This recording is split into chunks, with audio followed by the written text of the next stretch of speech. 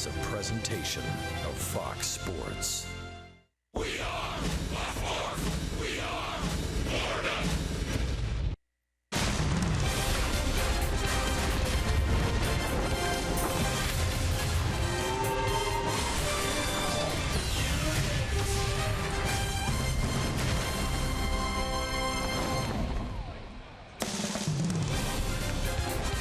In South Florida, the Phillies and the Marlins are back at it, and the Fish looking for revenge and looking for some runs. 19 innings straight without a run. The Marlins try to end that tonight, try to even this series at a game apiece. Ryan Howard is in there. Martin Prado and the Fish try to resume their winning ways as Tom Kohler gets a start for Miami. And yes, Ichiro is back in there tonight. Ichiro getting the start, leading it off in center field. Hi, everybody. Rich Waltz along with Al Leiter. Offense for the Marlins all of a sudden an issue. Maybe Ichiro's arrival will spark them to life. Why not, right? Ichiro, was he 4 away? And listen, I think looking at this, there's a couple things. Tom Kohler coming off a good start 5 days ago. Jared Eichhoff, his last 3, not only did he go 5 innings and give up 5 against the Marlins up in Philadelphia, the young pitcher from the Phillies has got an ERA of like 8+ in his last few starts. So that's a good thing. You're giving Ozuna a day off. Let's see what Ichiro can do. This is a good offensive team, the Marlins. And the Marlins are anxious to see if Tom Kohler can duplicate what he did up in Philly. Yeah, that's exactly right, Rich. Listen, every pitcher, every baseball player, you go by confidence, your mood, and your psyche and how you're feeling. You come off a start like that with Tom Kohler. I love the 1 walk, the 8 innings, of course, and only 2 hits, the 1 earned run. He had an excellent curveball slider combination later in the game, second, third time around. As a matter of fact, he threw 30% of his curveball pitches were curveballs. That pitch right there. When it's down in the zone, excellent pitch there to Freddie Galvis. He is tough to hit. All right, if you're looking for runs, maybe it's against this guy. The Marlins scored a bunch of runs against Eichhoff and the Phils when he faced Kohler. Yeah, he's got a good curveball, good change. He's going to throw right about 91 miles an hour. You see the numbers. Now, he's got a different mindset as opposed to Tom Kohler feeling good about it. But it's not only those numbers. As I said, his last 3 starts have not been good. Miami and Philly. Philly's got game 1. Marlins want game 2. Baseball wish. You don't want to miss this. The wish was made today and fulfilled today in the manager's office and in the Marlins clubhouse.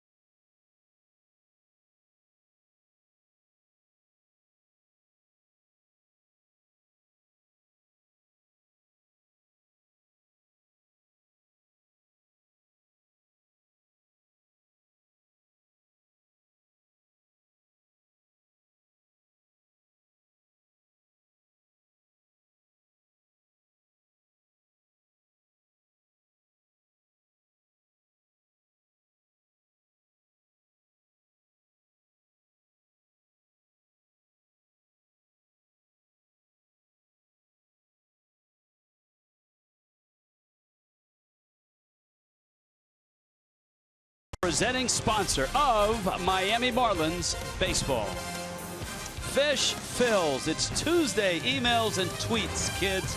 Let's start it with Jessica Blaylock. Hi, Jess. Hey, Rich. A little bit of a managerial change today for the Marlins, and that's because the team paired up with Make-A-Wish Foundation to grant Micah Gomez baseball wish. He wanted to become manager of the Marlins for a day, and that's exactly what happened. Micah got to Marlins Park earlier this afternoon, but the first thing that he had to do was sign his contract. There he is with Mike Hill, making it official that he would become the manager of the Marlins. After that, it was the tough decisions. He had to set the starting lineup. He worked with Don Mattingly. Word is that he pushed hard for Ichiro, who was in the leadoff spot. And then he got to meet some of the players, including Jose Fernandez. After that, he took a spin around the clubhouse, wanted to check out all of the facilities, and the day wasn't done yet. He got to join the team on the field for batting practice. That is good stuff right there. So for Micah, his baseball wish was to become the manager of the Marlins for the day, and that got us thinking, what is your baseball wish? That is going to be the theme of tonight's Twitter and Email Tuesday, driven by Ford. Send your tweets to @FoxMarlins. Your emails can go to foxmarlins@gmail.com, and don't forget to use that hashtag baseball wish. What do you want to see? Do you want to see a Marlins World Series? Do you want to catch a Giancarlo Stanton home run ball? Tell us what you think. Be sure to keep it right here. Coming up next, it is first pitch between the Marlins and the Phillies. Tom Kohler on the mound today. He pitched really well against the Phillies last time, was able to make it through 8 innings. The Marlins will also look to get their offense going today.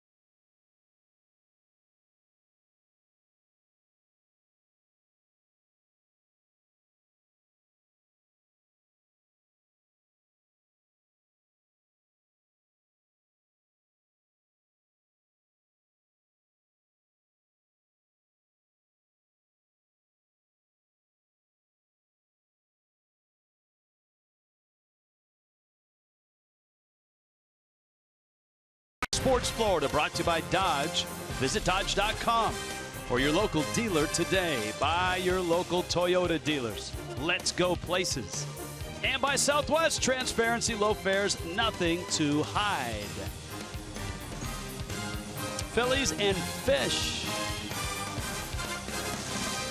There's Micah, his baseball wish to manage the Fish. I like the fact that he was pushing for Ichiro to be in the starting lineup, because guess what? He is leading off. We'll have lineups when we return.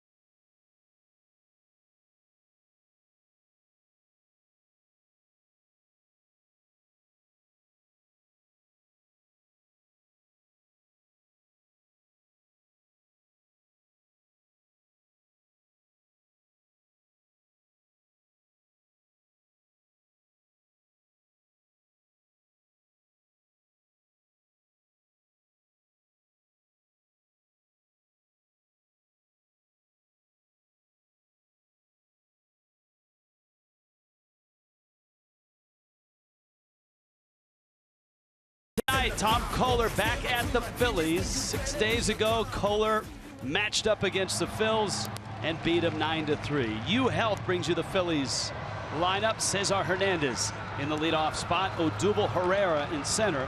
Kyle Franco at third. Ryan Howard hits cleanup. Cameron Rupp hitting fifth. Cody Ashes in left. Freddie Galvis at short. Peter Borges out in right. And Jared Eichhoff, who opposed Kohler in that ball game, hits ninth. You mentioned about it, Rich. Tom Kohler coming off a nice start against this Philadelphia Philly lineup, who hasn't been hitting of late. Maybe his 21st start. 108 innings, too many walks, 53 walks. Not a great ratio. He was terrific at Citizens Bank Park. 8 innings, 2 hits, a walk. The 2 hits were home runs. Ryan Howard, Freddie Galvis both went deep. And Kohler misses out to Cesar Hernandez. So Odubel Herrera, Kyle Franco. The Phillies outlasted the Fish last night 4-0. A tight game throughout. The Phillies got their 4 runs in the last 2 innings. Derek Dietrich makes the play. Dietrich not in the starting lineup to begin things. I'll tell you that story as we run through the defense. Southwest Airlines brings it to you. In the outfield, Yelich and Stanton in the corners. Ichiro is in center. Martin Prado and Miguel Rojas is at first. Dietrich at second. Echeverria at short. Jeff Mathis, who caught Kohler up in Philly, is behind the plate. Original lineup at Chris Johnson at first. Miguel Rojas at second. Remember, Johnson fouled the pitch off his foot over the weekend against the Mets. He took batting practice, swung the bat well, cannot yet run full out. So a late scratch. Dietrich went in his spot in the order, and Rojas was pushed over to first. And a breaking ball from Kohler is up to Odubel Herrera. One of the young, nice-looking players from the Philadelphia Phillies in their rebuild mode. No question, Odubel Herrera looks like he'll be part of their future as an all-star for the first time. He was out in San Diego. Fastball misses out, and Herrera's at bat was shrouded in a bit of mystery last night. Late, when the Marlins, well, the Phillies had runners at first and second, or excuse me, first and third, with 1 out. The Marlins had the infield in, and Cesar Hernandez stole second. 2-0 pitch, a swing and a miss. And there were 2 questions that we had. Number 1, why infield in, not playing for 2? Don Mattingly pointed out Herrera is the 2nd toughest in the National League to double up. He's only bounced into 1 double play in 374 plate appearances. Chase Utley hadn't hit into a double play yet. He's number 1 on that list. Here's the 2-1 pitch. And number 2, the Marlins had the infield in, but the plan was to hold Cesar Hernandez at first, and that's where it went wrong. As Mattingly said, there was a mix-up in signs. The Marlins didn't hold Hernandez properly, and he stole second. And of course, Herrera hit the ball that Echeverria snared and then threw wildly to the plate. 2 runs scored. 2-2 from Kohler. So I hope we clear up that mystery right out of the chute. Breaking ball. Yeah, that was foul. That was good. Went down and talked to Don Mattingly, and there was a bit of most of the time right. You got one out, first and third. The Marlins were down by 2 in the 9th inning. Ramos coming in after 6 days in a non-closing situation, and Donnie elected to pull the infielders in to try to preserve it, to not to go to 3-0, and didn't work out. 2-2. All right, Al Leiter, you've seen Tom Koehler a little bit before, and you saw the highlights of him in Philly. What was different about Philly than the previous starts? Because he'd averaged just 4 innings a start in his previous 4 outings. Well, he's been good in all of his starts this year, Rich, against the Phillies. 3 starts in ERA at 1.64. What he did differently in Philadelphia, he threw more curveballs. His slider ratio was about the same. There it is right there. His fastball batting average against is 300 plus, is 50% on the season. And if you look at every pitcher, and Kohler's one of the guys, he's got 3 secondary pitches: slider, curveball, changeup, in that order. His slider and curveball at times is a very good pitch. 187 batting average against for the slider and the curveball, 233. He went from a 21% on his curveball to over 30%. Recognizing it's a good pitch against an aggressive young team. That pitch right there. And that's a check swing. He went around. Mathis knocks it down, picks it up. But even that bet, maybe we get a chance to go pitch by pitch. I mean, it was the sequence of still throwing fastballs. I know, you know, Jeff Cohn and I before the game with the pregame of, you know, if your batting average against is high on a fastball, you know, why not just throw a lot, you know, all off speed? You can't do that. Give us your scouting report on it. There you go, back-to-back fighting Phils. So I mentioned that what we're talking about. 8 innings, the 1 earned run, but in 3 starts, in 22 innings, a 1.64 ERA. Curveballs and sliders. I love the combination. He still has to throw his fastball, and a consistent delivery. Sounds kind of obvious, but you know, hopefully I'll get a chance to talk about it tonight. Tom Kohler's a guy that kind of gets that little bit of a turn. Not a Louis Tiant or what Johnny Cueto does, or Kevin Brown, my old teammate, who's Juan Nieves, the pitching coach for the Marlins. But when you turn, you have to still get on top. Look out. Ball and bat up the middle. Echeverria on to first, and a nice start for Tom Koehler to this one. A 1-2-3 first.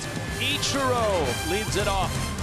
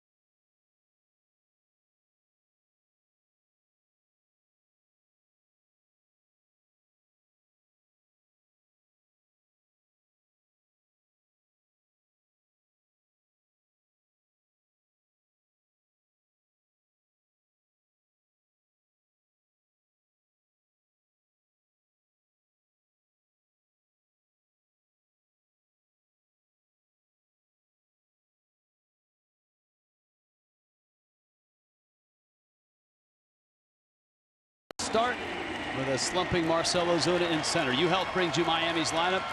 Ichiro on top, Prado, Yelich, Stanton, Dietrich, Echeverria, Mathis, Miguel Rojas, and Tom Koehler. And here is Ichiro getting the start. His playing time over the last week has diminished because of the health and the production from Yelich, Stanton, and Ozuna up until about 4 or 5 days ago, when Ozuna's bat has gone a little cold. Don Mattingly has Ichiro in there 4 hits shy. Ichiro to right. It's deep. It is caught at the wall. Wow. Borges bounces off the Ford sign and robs Ichiro of extra bases. How about that? Wow. That's put a little excitement right away on the first pitch of this game. The anticipation that's leading up to Ichiro's 3,000 hits. First pitch from Eickhoff, put some juice into it. Nice job by Peter Borges, checking the wall, times it. Excellent play. An athletic right fielder, really, earlier in his career. Peter Borges in center field. Heck of a play. Robin Ichiro. 1 pitch, 1 out, and Borges still shaking off the effects of that collision. Martin Prado now with Christian Yelich behind him. Marlins did homer against Eickhoff up in Philly. It was Christian Yelich. Prado takes a fastball for a strike. Prado 0 for 4 last night. Marlins have gone 19 innings without a run, and in those 19 innings, just 8 singles. Backhanded. Galvis gets the out. Let's take a look at Jerad Eickhoff. You see his numbers there. 3.98 ERA coming up. He's a nice looking young right-handed pitcher, part of the rebuilding process of the Phillies. Let's take a look at his scouting report. I mentioned that his struggles of late, his last 3 starts, 0-2 with an 8.27 ERA, 16 3rd innings, 15 earned runs. Hey, part of the rebuilding. He was part of the Cole Hamels trade. They got a nice young rotation. Aaron Nola, Vince Velasquez, Zach Eflin. And curveball is his out pitch. There's no question about it. His pitch, when he's ahead and he uses it, a 118 batting average against this year in 170 plate appearances that ended in a curveball. When he gets to 0-2, 1-2, he likes to use it. Yelich had 2 hits against him before his 5th inning exit. A homer and a single. And Christian opens the day 5th in the National League in hitting, 4th in on-base percentage. 398 on base. And up in Philly, this was Yelich opposite field. Great place to hit. I love when I see hitters that stay on the ball and hit the ball where it's thrown. That ball is running away from him. What a nice player. Good hitter. Superstar in the making. Christian Yelich. 2-1. And it's out. GMC big matchup numbers. So the 2 hits his last time out. 3 for 6. Also had a double. And a 3-1 coming from the 26-year-old. Yelich cracks it in the gap right center field. Borges over to get it. Yelich to first, and that's as far as he'll get. It brings up Stanton. We set the Phillies defense. Southwest brings you that. In the outfield, Cody Ashley, Odubel Herrera, Peter Borges, Cal Franco, and Ryan Howard on the corners. Good up the middle defensively with Galvis and Hernandez. Cameron Rupp behind the plates. Galvis, excellent shortstop, defensive shortstop. He may eventually move over to second base. J.P. Crawford, one of the top prospects in baseball. Looks like he's primed to be ready at the big league level. Stanton now. Giancarlo 1 for 3 in last night's ball game against Eickhoff. Not a lot of at bats, just 3. 0 for 3, 2 strikeouts. Yelich runner at first.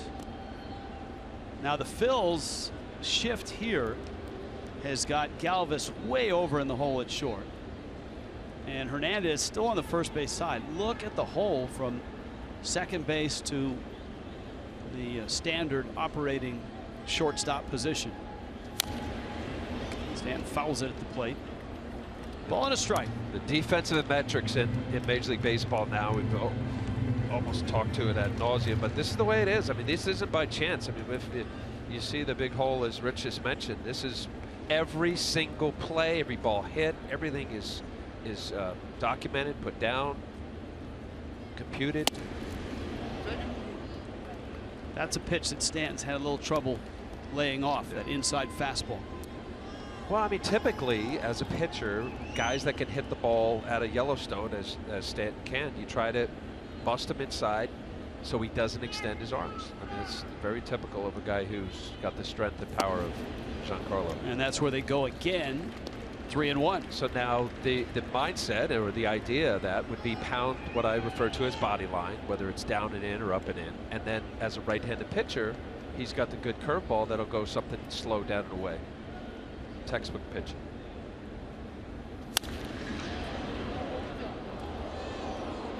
Even foul ball, ground balls off of his bat. Impressive. Now this, to me, is a mistake. You know, when you have a hitter with such power and you know, fearsome type of ability, you miss middle of the play too often. Major league hitters, they're going to hit it hard, far. What's he get? 3-2. His out pitch, as I said, is a curveball. I wouldn't be surprised right here. Yep. There's the curve, and Stanton went after it and floats it out to Borges in right. Well, Ichiro put one to the wall in deep right center. A scoreless start in Miami.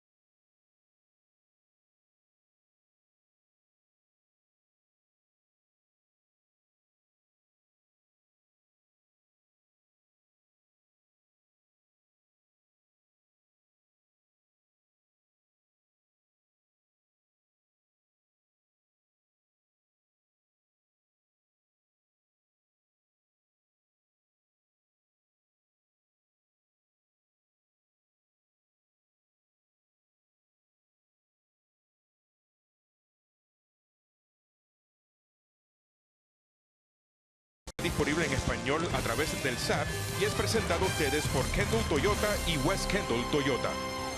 In Miami tonight, Phils and Fish and scoreless. Ichiro blasting one to the wall for an out, his first at bat. He's 4 shy of 3,000. Rich Waltz outlighter, Jessica Blaylock. Emails and tweets driven by Ford, which is exactly where Ichiro hit it, to the Ford side and right center. Bomb, right? First off the bat. Yeah, at Fox Marlins is our Twitter handle. Ryan Howard is up, and Al is about to throw out the ceremonial first question of the night. Howard sends one in the upper reaches foul. Go ahead, Well, outlighter. I wanted to join in on the fun, and last time I was here, I got a chance to do the Tweet Tuesdays. What is it? Twitter Tuesday? Twitter Tuesday. Okay, so Dez. Let's wait for this pitch right here, right? Yeah, you're learning. Very nice. Here's the 0-1. I don't want to mess up your call. Here's the question. How come Ichiro Suzuki has his first name on the back of his jersey? Has anybody else ever had that? In Major League Baseball, I believe someone else has. All right, first question. Why? How was he able to do that, not Suzuki? When Ichiro, now, I know you you know have to this. go back when he was a teenager, because he got to the top level in Japanese professional baseball when he was 18.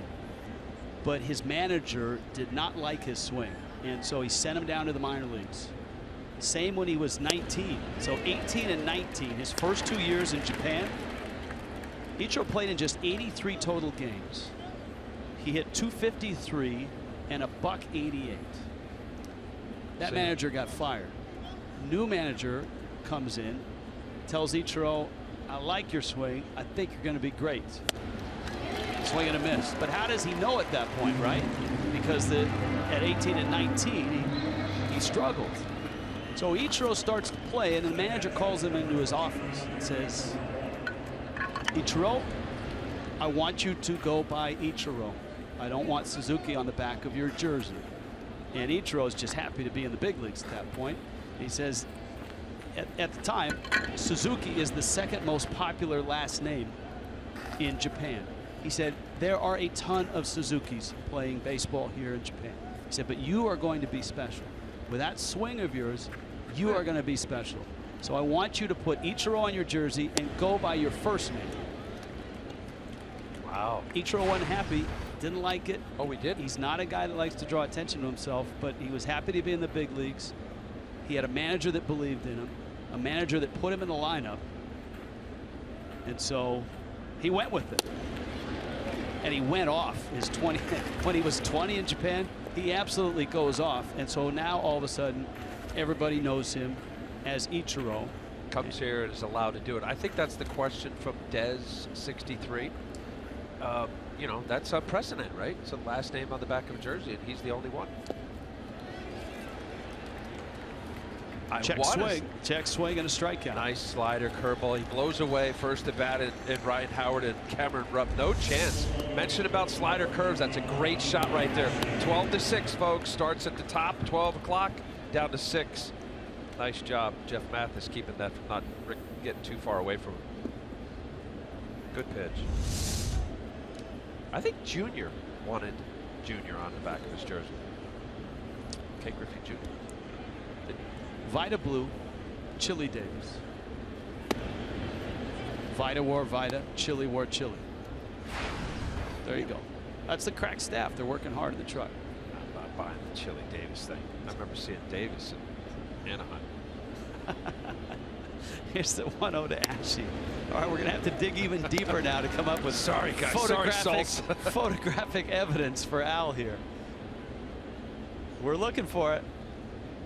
No, but as a kid growing up, I remember Vida blue wearing Vida. And I wouldn't be surprised if that was a Finley thing, if Charlie O. Finley decided that was a good idea.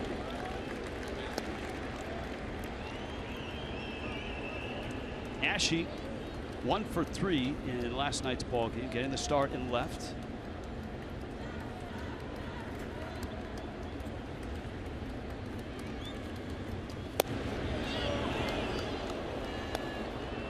Paint pellet on the corner there. Home plate umpire Chris Conroy saw it as a ball. There it is. Gosh, I wanted everything to strike Rich. Yeah, you did.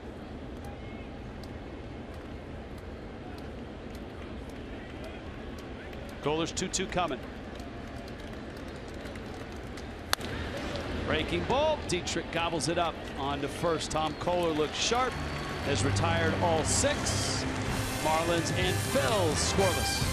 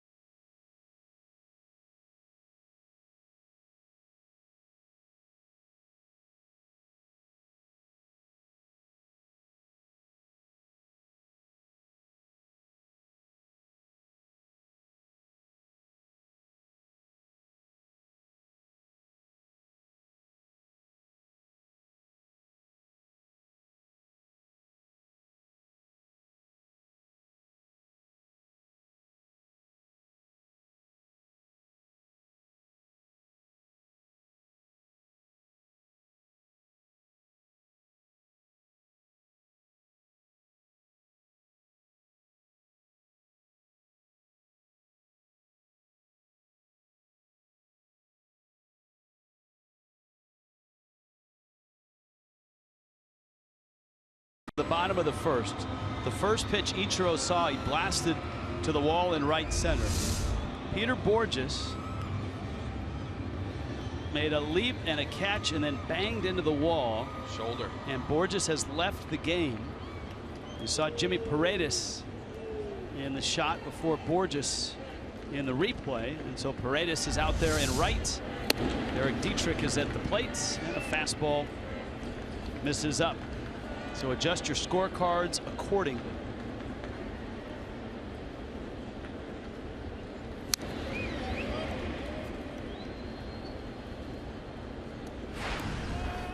For Dietrich, it's been somewhat of a struggle of late.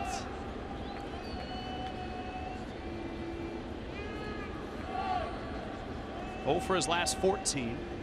He yanks that one and hits it way up into the upper deck.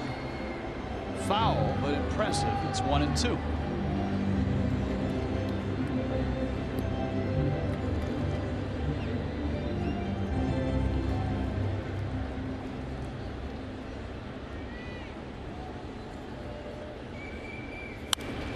Dietrich flips it foul. All right, Al, here's one for you. This is from Fish on the Farm. With Jared Cozart looking good in his first start, do the Marlins rethink their approach at the trade deadline? No, I mean, you're always looking to improve your team. And while Jared Cozart pitched a nice game last night, 5 innings, pitch count was up, automatically pulled him, only 3 hits, and no runs. You don't stop. Oh. That goes flying. Ball ends up in the glove of Cameron Rupp, and he throws out Dietrich. You don't stop to try to improve your team, and all the teams, and the Marlins are in the sweet spot as a legitimate playoff team. People thought that out of spring training, and here they are, less than a couple weeks from the trade deadline. Absolutely not. If the Marlins can find a front end guy that can complement Jose Fernandez, I mean, come on, look out. This is going to be a great ride right down to the end. One note on Cozart. The thumb issue he had was a small one and will not prevent him from his next start. Yeah, we saw that last night. And Chavarria pops it into shallow center. 2 quick outs for Eichhoff. Now, Al, you were wondering, anybody else have their first name on a major league jersey on the back? Oh, there you go. Vida Blue. Photographic evidence for you. Vida Blue, Chili Davis. Chili. So there you go. And my favorite player growing up, Campy Campaneris. Was he? Yes. Kurt Campaneris. Shortstop for the 3-time world champion Oakland Athletics. So there you go. So there you go. That's just 3. My guess is there's somebody maybe for a promotion somewhere, but those 3, all significant players, all very good players, all all-stars.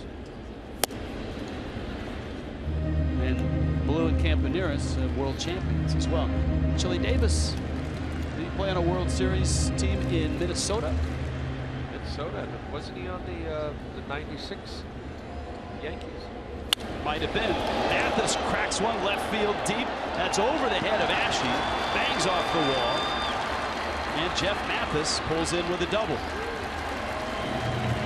In the 7th spot tonight, Mathis his 3rd double of the year. That'll give Rojas an at-bat, a chance to drive in a run.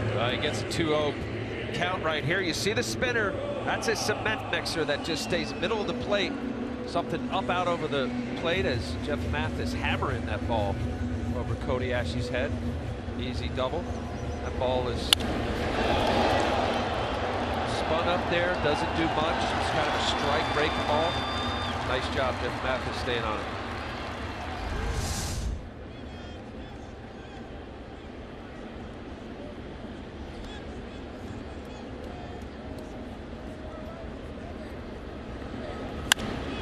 Rojas to center. Odubel Herrera is there, and he makes the catch. Jeff Idelson, president of the Baseball Hall of Fame, will be our guest. We'll talk about the game. We'll talk about Ichiro. We'll talk about Sunday on a Twitter and email Tuesday and a scoreless game here.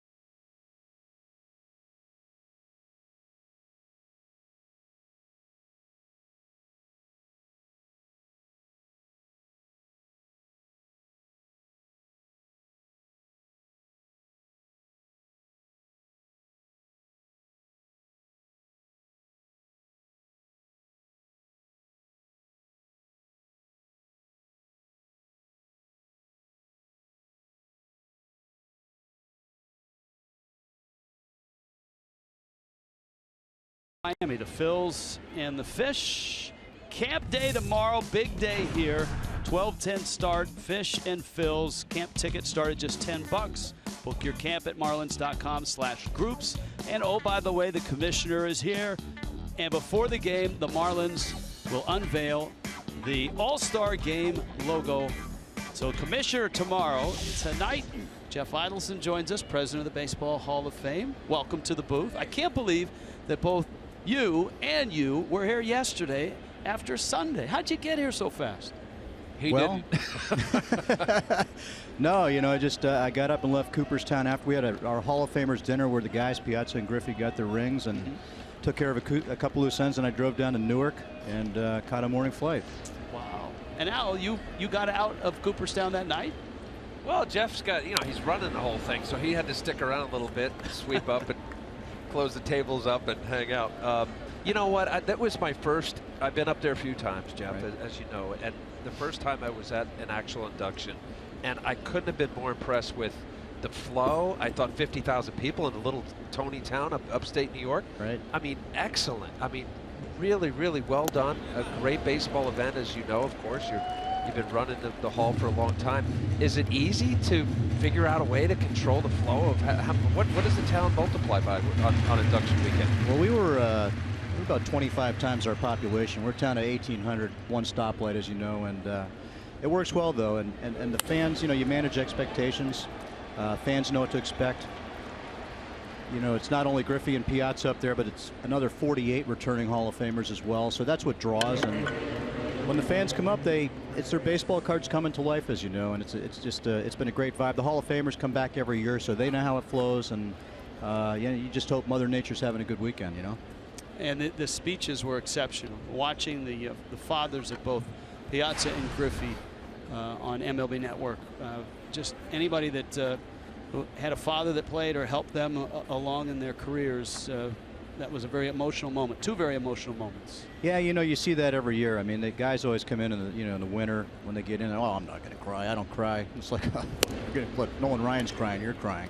So you know, everybody cries, and you know, it's emotional. It's a culmination of your career. You know, to have your dad and your mom. If you're lucky enough to have them both live in the front row, and as you said, Rich, both of those guys, their dads and their, in Junior's case, both their moms were instrumental. And I think it took Ken about 20 seconds to lose it, and Mike wasn't far behind.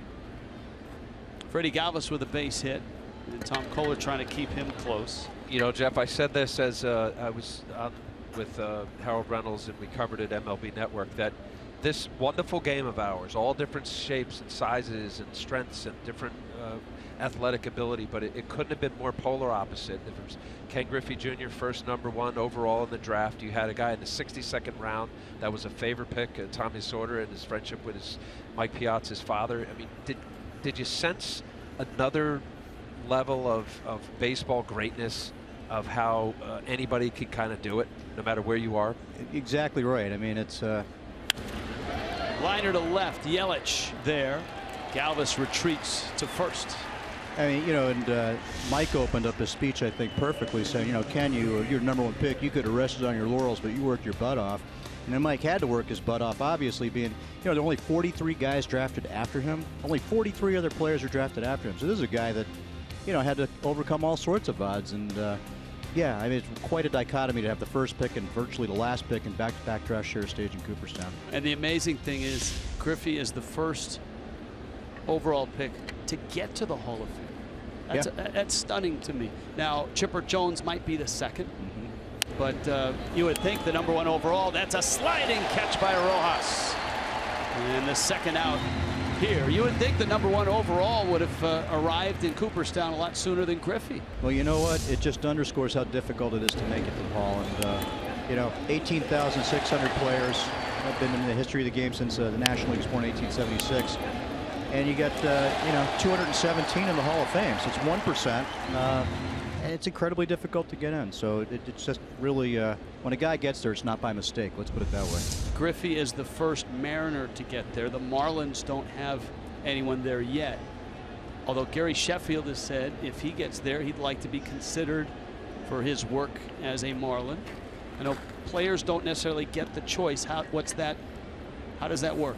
You just try to guide them. At the end, you know, you want them to make a good decision and a smart decision, and not one with their head versus their heart. And what we have to do is, the folks who run the Hall of Fame, is think 50 years down the line. For instance, you look at Ty Cobb, who played his entire career in Detroit, except for 1 year with Philadelphia with the A's at the end. And if you came in the plaque gallery and saw him in a Philadelphia A's cap, you'd be saying, what does that mean? Why would that happen? So, you know, with Junior, it was basically Mariners, Reds, or no logo.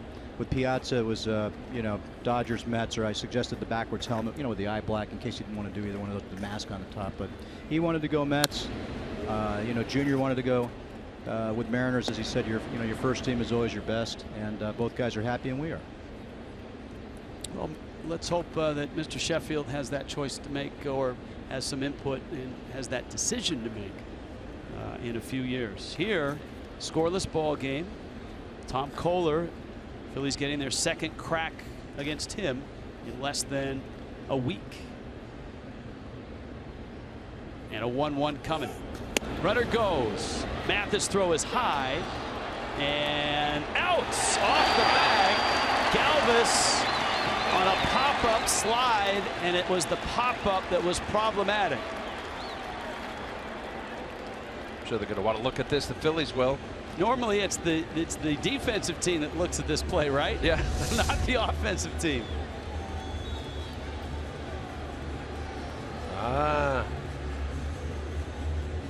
Well, that's close.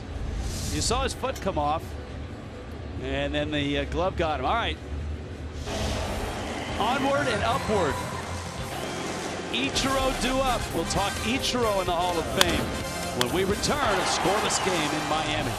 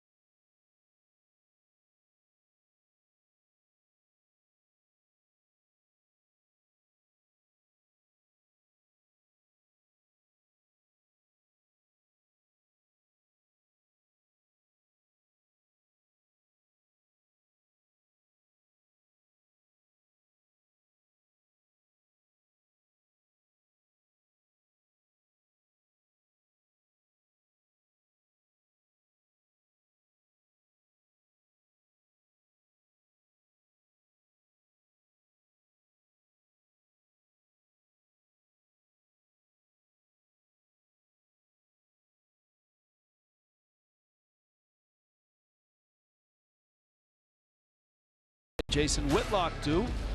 Brains to know, guts to say. Catch Colin and Jason as they team up for FS1's new daily sports talk show, Speak for Yourself, weeknights at 6 Eastern. Into the bottom of the third, Tom Kohler, Ichiro, and Martin Prado against Jared Eichhoff. Jeff Idelson of baseball's Hall of Fame, the president of the Hall of Fame, is with us. Now, I remember that rookie year in 2001 quite well in Seattle. Ichiro lit the American League on fire, was the MVP. And at the end of the season, I remember hearing a rumor that he went to the Hall of Fame. He did. He came up completely under the radar, and I was excited. I followed him in Japan. I mean, anytime somebody gets 7 batting titles in 9 years, no matter what planet they live on, you can follow it. And so he had come up, and it was great. He came up. It was very under the radar. He actually won Rookie of the Year in my office. Sitting in my office, the writers are said to him, "Well, where are you?" He said, "Well, you know, I'm in the United States." That's what you need to know. and that was the first of 6 visits to Cooperstown. Is that right? In your office when he found out he was Rookie of the Year? Did the conference call. Yeah, sort of like nice thing for him. Well, I'm glad you're here because I said earlier in the season that here's Ichiro taking fastball. Ichiro has more knowledge of the history of this game than maybe 90% of the players in uniform in the major leagues. Breaking ball, ground ball, up the middle, backhanded there. Hernandez just in time to get him. Is that accurate? Has he got more knowledge than, say, 90% of the guys out there? You know, with him being a bit of an older player here, Rich, he's got to be a bit of a teacher with the younger guys. At Cooperstown, he's the ultimate student. And when he comes up, it's all about learning about the history. It's all about the players that he's encountered along the way, from history that he's overcome. Joe Jackson when he won Rookie of the Year.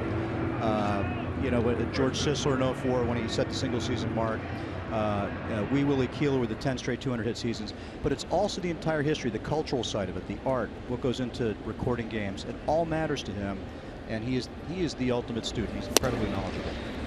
I love the fact that when he visited the Negro League Museum in Kansas City, he made a very, very sizable donation. I think the largest donation a player's ever made to the Negro League Museum as well in Kansas City. Does not surprise me. You know, he appreciates so much the footsteps that he's followed, the guys that played before him, and you know, he's been great with us on the artifact side. Whenever we've asked, he said yes. He's pledged his entire collection to us after his career's over. The only other 2 guys I've had do that since I've been there are Hank Aaron and Tom Seaver. So, you know, you mentioned those 2 guys with him. That's pretty nice company. It is. We had pretty nice company here as Ryan Howard makes Quick the catch. inning. I can talk to Jeff all day. How about that? Jeff, thank you very much for stopping by. Enjoy your stay here. Always a pleasure, Al. And we hope that the president of the Hall of Fame gets to view a little history. Be nice. While he's here in South Florida.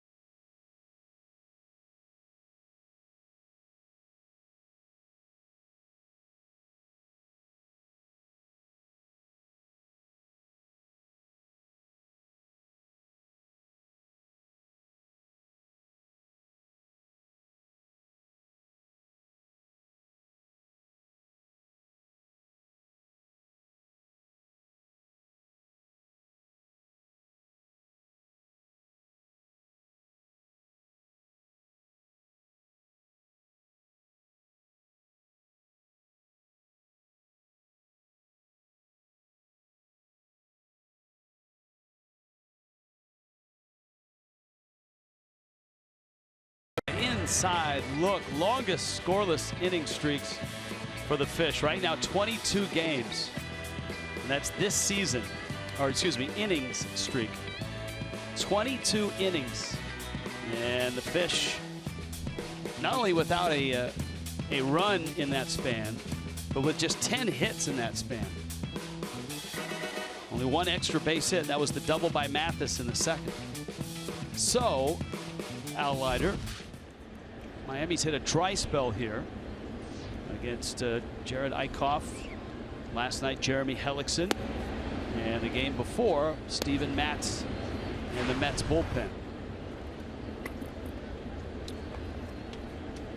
Well, yeah, it happens, right? Slumps, guys get into slumps. You hope that it's not a collective entire lineup.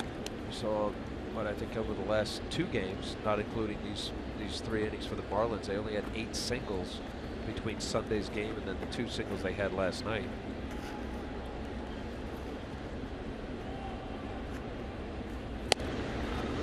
I look for, Rich, and you watch for pitches that should be hit hard. And already, I mean, Mitro hit a couple hard. Yelich, well, Yelich and Mathis both double and single respectively. Breaking ball misses down low. Now we get emails and tweets from all kinds of folks. Baseball players, baseball fans, kids, dads, moms, grandmas, grandpas. Here's a 2-2. Swing and a miss. Let's go down to Craig Minervini. Craig. Hey, Rich, when Miguel Rojas got the start at first base against the Mets on Sunday, that was the first time he's ever started at first base anywhere. Not as a kid, not in the minors, not with the Dodgers. It was in the big leagues, but he has worked out quite a bit since he came over to the Marlins at first base. Made a nice play in this game on the bunt. Perry Hill says he's the best defensive first baseman on the club. And he did tell me after that game Sunday, on Monday, his legs were as tired as he can ever remember after a game. He said people just don't understand the difficulty with first base, with the constant movement on and off the base, and the mental exhaust that you can get as well from being in on virtually every play of the game. But he looks pretty smooth over there at first base. Said it was a lot of fun playing there too, guys. You're right, Craig. Great hands, great feet. And Miguel Rojas has had some action over there at first base already. Perry Hill watching from his post. The best Perry Hill, midfield coach for many years in big leagues. Odubel Herrera takes a fastball in from Tom Kohler. Lost his bat. Picks it back up. Kohler punched him out in the first. We were having that discussion about players that had their first name on their jersey. We have an email from Stan Bonson, former Major League pitcher. Sure. First, he wants to say hi, Al. Hello, Stan. Excellent Major League pitcher. Are you kidding? He's watching the telecast. And so we went through a few guys. Some of them were Oakland Athletics, right? Vida Blue, Campaneris. They had their first names on. Chili Davis. In 1977, when Stan Bonson was with the A's, Charlie Finley called him and asked him if he thought Dick Allen could help the A's. And they were teammates with the White Sox in '72. And Richie Allen was a terrific player. That one's going to sneak into right field. And when the A's acquired him, one request that Richie Allen wanted was he didn't want his name, last name, or first name. He wanted his hometown on the back of his jersey. And so he got it. His hometown, Wampum, Pennsylvania. So Wampum was on the back of his jersey as an Athletic in '77. Really? Yeah. I remember that. Was that just like a game, a weekend, something special? Was it all year? Stan Bonson? Well, that's good stuff. Yeah. Wampum. Wampum.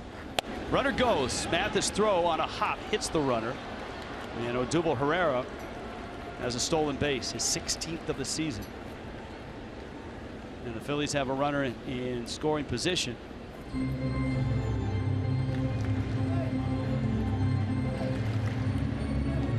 good pitch to run on. Tom Kohler, something in the dirt. Tough pitch for Mathis. 16 bags for Herrera.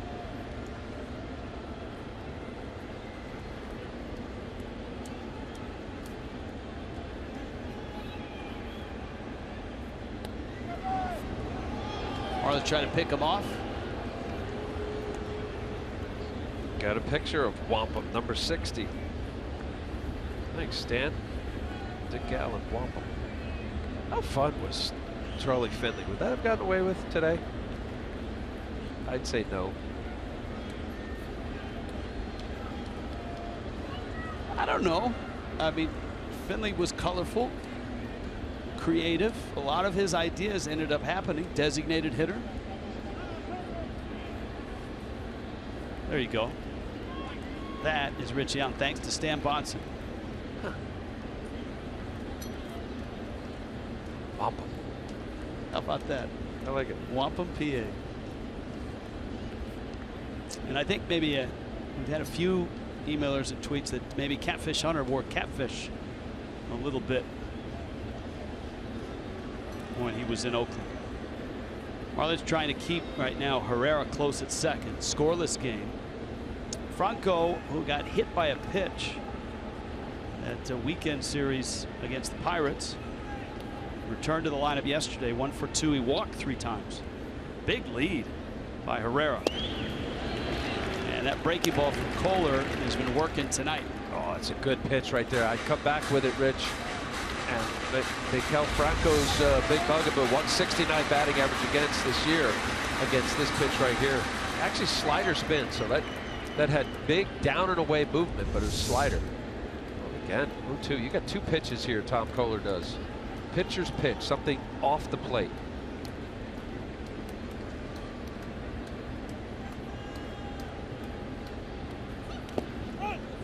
Mathis knocks it down. Nice job by Jeff Mathis. Little things like that in the game aren't in the box score, but keep Herrera at second base. Nice job of blocking that ball.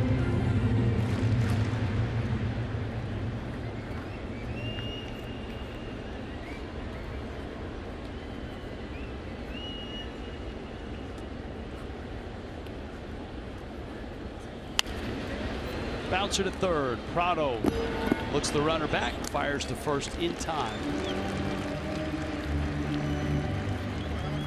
2 outs. Fireworks Friday is coming up. The Cardinals are coming to town. The series starts on Thursday. On Friday, a lot of oohs and ahs. And the Budweiser burger and beer package is just $25. Lower level ticket, get a specialty burger and a 16-ounce Outlighter draft beer. Fireworks spectacular after the game. Go to Marlins.com for tickets. Here is Howard now. Remember, Howard, what are you looking at? I like draft. I know you do. Howard homered against Kohler up in Philly, and he fouls that one back and out of play.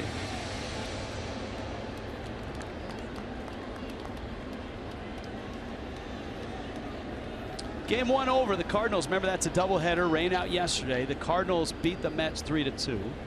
Now you can look at that as good news or because the Cardinals and the Mets and the Marlins are so tightly bunched in that wild card. No, I got to stop you there. Anybody in your division, they lose in front of you, I'm taking it. All right. I'm with you. I will point out, though, that the Marlins have games with the Cardinals and the Pirates coming up. And who knows how that will affect things at the end of September. But you're right. Don Mattingly has said from the very start of, say, a month ago when the Marlins popped into the wild card conversation that it's all about the division. Nice. Tom Kohler, big breaking ball. Ryan Howard swings through it. And another scoreless game. This is feeling a lot like last night's, only with emails and tweets attached.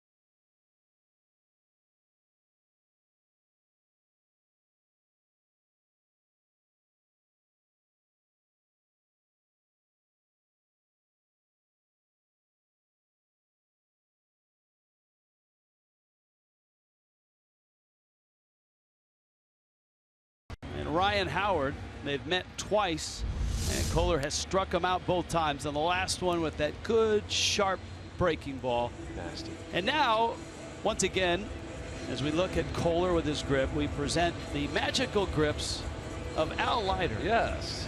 The grips. That's a spike curveball or a knuckle curveball. This finger index is just basically a guide. Everything comes off your middle finger.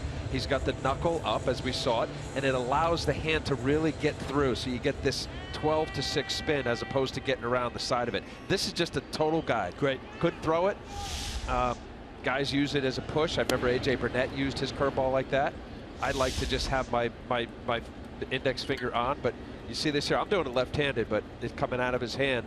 And then once you get to the top, this is what you're doing, and you're pulling down, thus the 12-6 break. There's a nice one there from Eickhoff. Yeah, Eickhoff, a plus curveball. You know, we were talking a little bit now with spin rates, and you hear often about, you know, how quickly can the ball spin. And I think about my time and opportunity to have a conversation and been around Sandy Koufax. And I remember one thing Sandy gave really good advice about my curveball was, don't try to make it curve. See how many times you can spin the baseball. And that's ultimately, Rich, what every pitcher tries to do. Because that's where you get that late break. You know, the ball that comes out of your hand and it's got the boom, you know, the off the table spin. You know, yesterday I was talking to Rick Kranitz about Hellickson, and he said that his curveball and his changeup, he said he's one of the few guys he's ever seen that can spin it that way forward and backwards. You're talking about his changeup because it has a backward spin to it, and accelerated obviously with his curveball, which he feels that he doesn't throw enough and is a plus pitch for him. You know, listen, you can't get away with any, you know, being a fastball pitcher only unless you throw 105, and even Aroldis Chapman throws an occasional slider. There's a certain things in every pitcher's delivery that they have to do to be able to throw a good breaking ball. You know, what amazes me, folks, is here's Al Leiter with the baseball showing grips. And if you see him, say, at Miami International or Fort Lauderdale, he carries that with him. He will run through grips with you at the airport. And I just might dust you, too. Oh, you want to get knocked down, kid? Giancarlo Stanton fouls it back. All right, now the Marlins set out to score a run, something that they haven't done for a while. Stanton flied to right. Yelich has walked to open up the bottom of the fourth. Dietrich on deck. Jerad Eickhoff lasted just 5 innings against the Fish last week. Marlins had 9 hits and 6 runs against him. But tonight, just 2 hits. Well, as you said, second time around. Good spot for the Marlins. Yelich, tough hitter, got a single, now a walk to lead off this inning.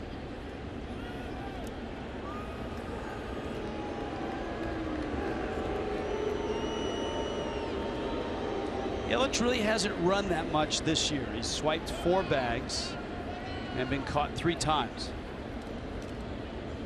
Yeah, that's not a good ratio of stealing bags. Oh, Stanton had a pitch, and you could see him react at the plate angrily after he popped that one foul. Well, that's a big time hanging breaking ball right here. He actually hung it in his first at bat that stayed kind of middle up. You see that ball? That is a hanging curveball. You see his reaction, as you said, Rich. You know, it looks so juicy, eyes light up, and you want to hit it 500 feet as opposed to 400. Of course, that was the secret of that home run hitting contest. Just keeping that line drive swing, and the ball's just jumped off his bat. 0-2 now. Let's see what Eickhoff features.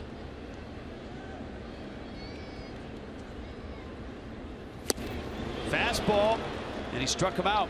Wow. So Stanton goes down. I mean, that was, you know, how often 0-2 pitch. I mean, I had minor league coaches, you weren't allowed to throw a strike after missing that curveball up in the zone. It's a fastball that just by him, 93 miles an hour. You see where they're rough setting up, trying to go away, and this is just an up middle of the zone. Tough pitch for hitters to lay off. It has plate coverage, but yet it's about letter high. And even at 93, as good a hitter as Giancarlo is, hard to lay off. Dietrich now. Now Dietrich had a couple of hits against Eichhoff, but he's found hits tough to get since. On an 0 for 15 right now. He struck out in the second.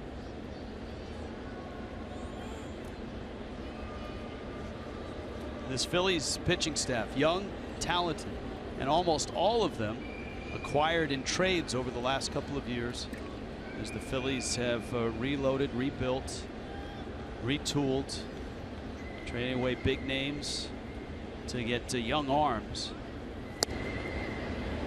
There's a strike.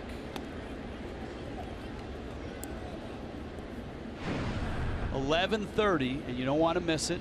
Special ceremony on the field. The All-Star logo revealed. The commissioner is here. Zach Eflin and Adam Conley. And a strike to Dietrich. You know, Vince Velasquez acquired in the Giles trade from Houston. Eichhoff came in the Hamels deal with the Rangers with Jake Thompson, one of their young studs in the minor leagues. That's the guy they're actually can't wait for him to come up. He was kind of the principal prospect in that trade. And down goes Dietrich on a pitch that missed out, but he was rung up by Chris Conroy. Yeah, the pitch before that was very similar. Watch the two-seam action here. That ball is running away from the left-handed batter, and it just kept continuing to move. That ball is slightly off the plate. I know it's a ball. It's a tough pitch to take. So far, we're watching Chris Conroy, the home plate umpire, more of a pitcher's umpire. When in doubt, strike, as opposed to a ball. Yelich has just been standing at first base since that leadoff walk. Eichhoff has punched out too, and he's ahead of Echeverria 0-1. And tomorrow's starter for the Phils, Zach Eflin, not Zach Efron. Though my girls would be thrilled if Zach Efron were pitching. Eflin from Orlando, Haggerty High School, came from the Dodgers in the Rollins deal. That's off the foot of Echeverria. And the count's 0-2. Well, I mean, as you're describing it, Rich, that's the quickest way in a rebuild mode, is to get as many pitching prospects as possible. You win games with pitching. If you get good starting pitchers on the mound, good stuff, day in and day out, you're going to be in every game.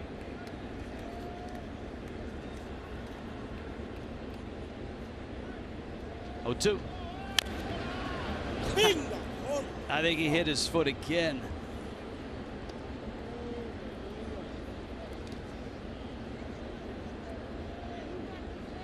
Well, you're getting all kinds of personal. Let's see where this gets up here, Rich. Oh, I'm sure to bet he has a shin guard next to that. You're getting personal emails and tweets now from buddies around baseball who see you tonight. Uh-oh, this can't be good. Woody Woodward says to say hello. Saw you at a distance at Cooperstown. He, of course, part of that Mariner contingent. Yes. Ken Griffey Jr.'s. Woody Woodward, he was with the Yankees when I was with the as a youngster. End of the bat. Howard steps on the bag. Eichhoff and Kohler both are sharp, and both teams are scoreless.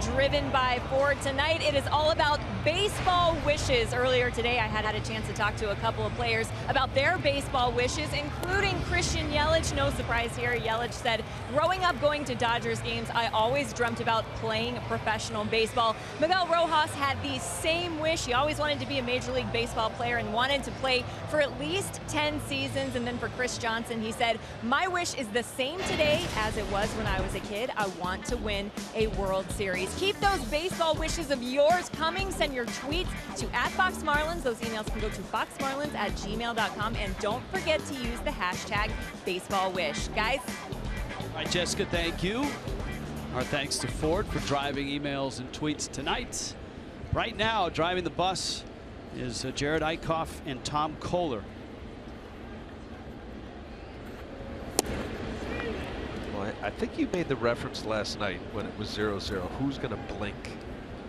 And I'll just change that a little bit, Rich Waltz, to who makes more quality pitches and which of the hitters on each respective lineup hits mistakes. Because that's what it comes down to. You get in the middle of the game, as we saw this last night. Wasn't until the 8th inning when Fernando Rodney gave up a run. And obviously there's little or no wiggle room. And that's when every single pitch matters. Have you seen any mistakes tonight? Well, I mean, we talked about it last inning, you know, and showed the emotion. We saw the, you know, showed the emotion of Giancarlo Stanton on an 0-1 hanging curveball. You know, that's a pitch that he wants to take back. I've seen a few. I think Tommy Kohler, watching him, he's been on that pitch right there is a well, there's one middle of the plate. Stanton a long way to go towards the line, and he arrives with the ball and makes the catch. Now, Tom Kohler, after his start in Philly, when asked what was different about it, he felt like he was more directional to the plate. Can you translate that from a pitcher's vocabulary? Well, you know what? Hopefully I could show it somehow if we get a shot of his delivery.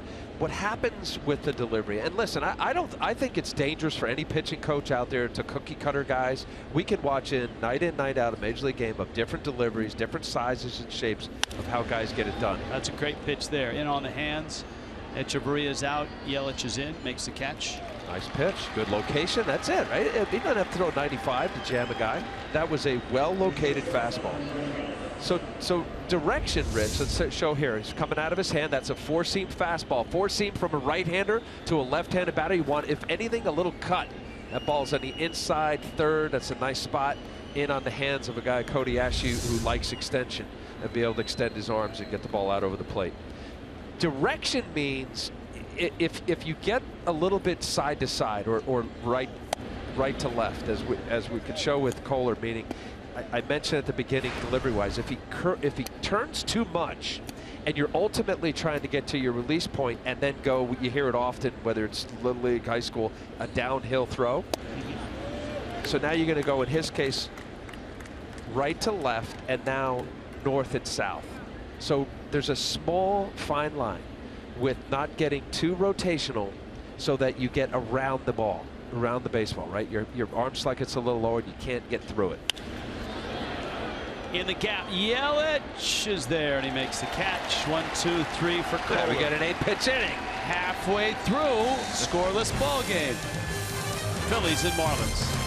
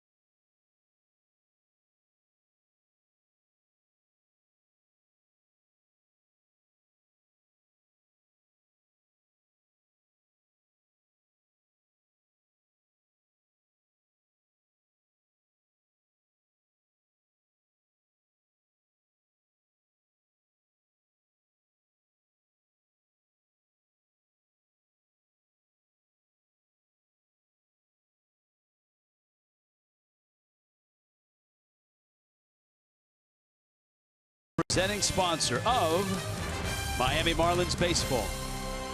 All quiet, it seems like, on South Beach, and all quiet in Marlins Park because Tom Koehler and Jerad Eickhoff are both on. Jeff Mathis, Miguel Rojas, Tom Koehler, and if anybody reaches, Ichiro. If you are just joining us, first of all, good evening. Welcome to Marlins Park. Rich Waltz, Al Leiter, Jessica Blaylock. Ichiro got the start in center. First pitch he saw, he blasted 300 and I want to say 95 feet from home plate. Problem was Peter Borges made a catch up against the wall, injured himself, and had to leave the game. Ichiro robbed of a hit there. His next at bat, a sharp ground ball up the middle, backhanded by Cesar Hernandez. He got him by less than a step at first, so he's come close. 4 hits shy of 3,000. Sharp ground ball off the bat of Mathis. Galvis loads up and gets him. Baseball wish is kind of the theme tonight, but we'll take any questions on emails and tweets. Jim, who honorary member of the crack staff, has a list of baseball wishes. Wants to hit a home run off the left field scoreboard, throw a fastball 100 miles an hour, take a pie in the face from the monkey. And I had to read that tweet just at this moment because reportedly that's the monkey right there, Miguel Rojas. It was the pie in the face guy post game. Jim also wants to go skinny dipping in the Clevelander pool. That would get you ejected, Jim, from Marlins Park. I'm sorry. That's a big wish list there. No, his last wish. The Rich Waltz for a day. Ah, because he would like to sit next to you. yeah, right. There's the pool that Jim would like to frolic in, apparently.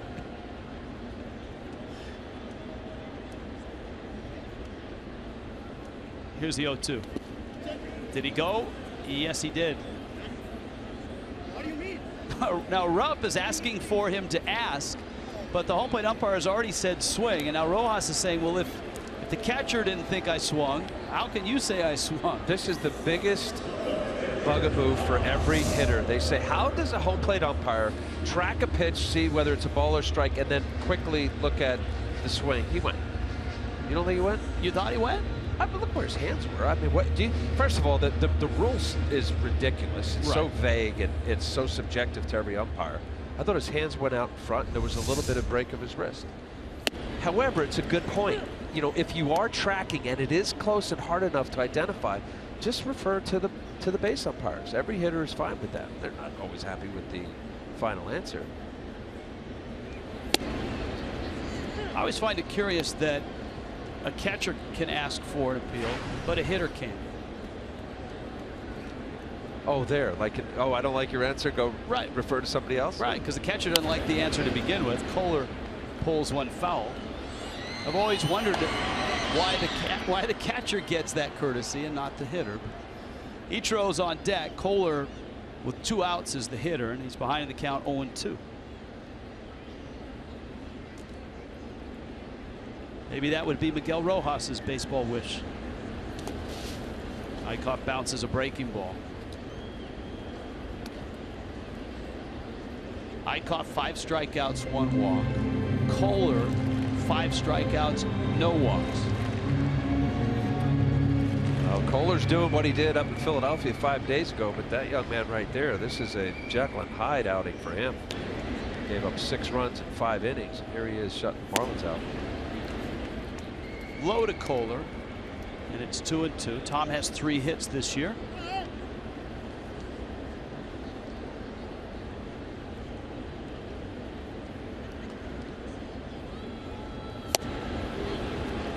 They get 6 strikeouts for Eickhoff. 1, 2, 3 go the Fish in the 5th. Scoreless still.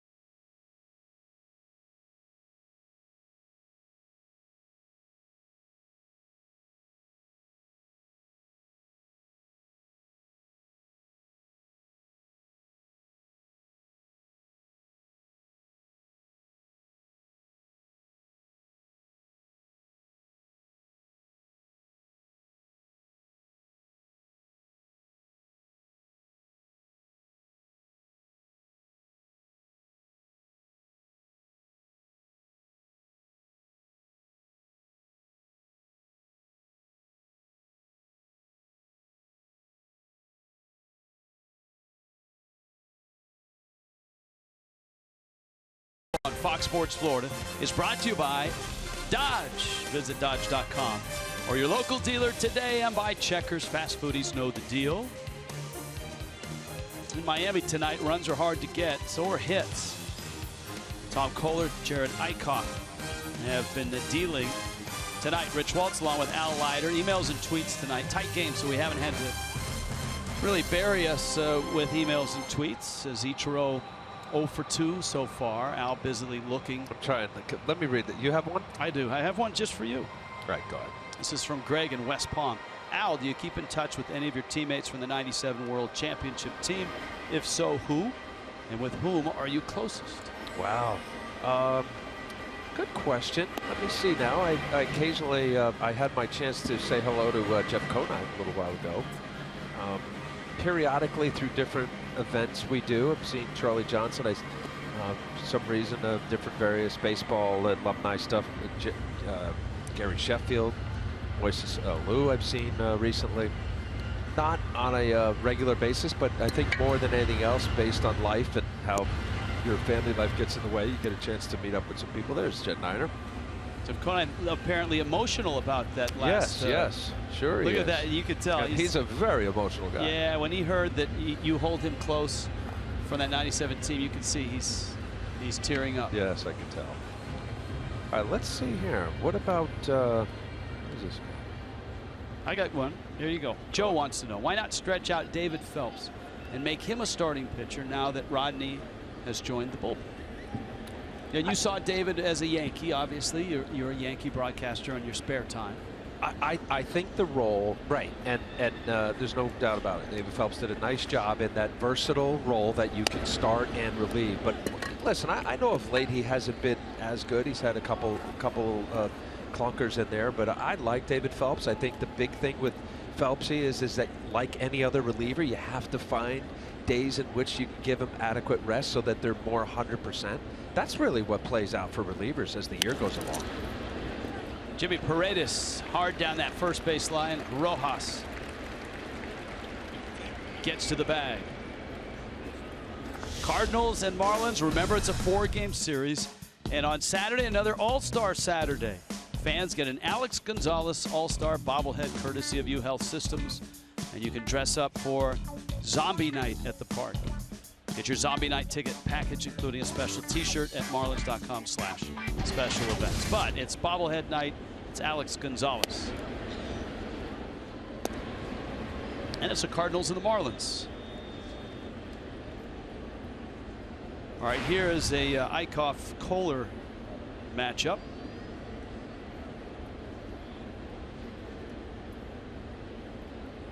Someone wants to know how you did against Don Mattingly, or how Don Mattingly did against you. Did you face him at all? You know, I faced him. You know, he retired in '95, right? That the year they. After the '95 season. That's right. So I don't remember many at bats. I remember there was a game in Toronto. I think he got a double off me. I'm going to say maybe there was 5 at bats. That was from Keith. Any favorite memories of him as a player? Oh my gosh, I don't have enough time in this game, although it looks like the way we're going we might play 18. He was one of my absolute favorites. I'm a young kid growing up in New Jersey. It's already Donnie baseball. Had a chance to play with Don Mattingly at the height of his career. You know, and what a guy, what a man's man, a leader, ran infield practice, literally, based on bunt plays and pitchers thrown over and pickoffs. And I knew he had manager in him. You know, as a young kid, 87, 88, 89. I was there for 3 years before I got traded to Toronto. What a group, too, Rich. From Don Mattingly to Ron Guidry, Dave Righetti, my mentor to this day, Willie Randolph, Winfield, Henderson. It was just, you know, it was real special. Crack staff reports as Eickhoff walks. 1 for 7 was Don against you with a double. 1 for 7. 1 for 7. Okay, I figured 5 at bats. All right, got a tweet from Eduardo, and his wish is that we could have a 3-man booth during a Marlins game.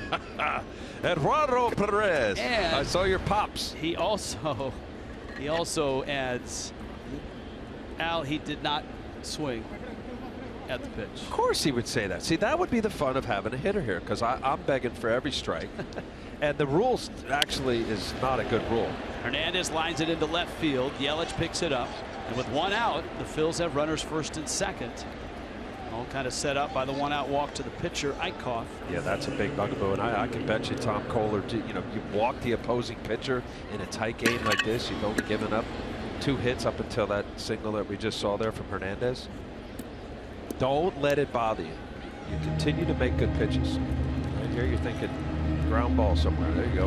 And this Eduardo guy wants to know, how did you do against him in the big leagues? So this Eduardo guys, folks, wore me out. I want to say he bet at least 400, couple bombs. I don't know exactly for sure, but I know some. We're going to get the answer on that. Eduardo probably has the numbers. He probably does. He matched up. I'll tell you what, Eduardo Perez against left-handed pitchers wore a lot of guys out. You can hear Rojas calling for it. The infield fly is called, and he makes the catch. That's a big out right there. A little fastball getting inside on Odubel Herrera. Huge out. 7 for 26 was Eduardo Perez against you. 3 doubles, 3 homers. 3 homers. I knew it. Gosh, I hated facing him. My last at bat, I don't know, I think I may have shared with you with Eduardo. I was supposed to get an inning in spring training after the first WBC in 06. And it's against the Indians. Eduardo, I guess it was the end of his career, I'm not really sure. And I faced one batter, and it's Eduardo Perez. Joe Torre said, yeah, I'll let you get one at bat in spring training, because my arm was fine. I was done. And Eduardo hits a ground ball to Alex Rodriguez over to first, and Ron Guidry, the pitching coach in 06, comes out and takes me out. It's the end of my career. Well, you had a good one. Well, thank you, Rich. It was more than I ever dreamt. Breaking ball. This is away to Maikel Franco, who has bounced out to the left side twice.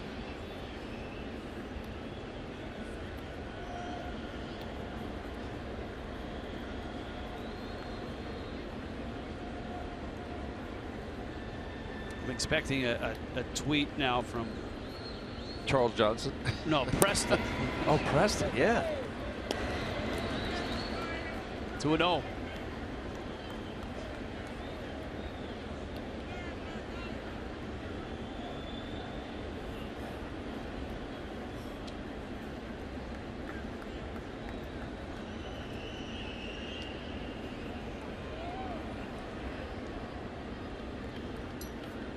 Runners first and second. Remember, it's the pitcher Eichhoff who's at second. Ooh, pull the string. That's a big swing. That's a button popper.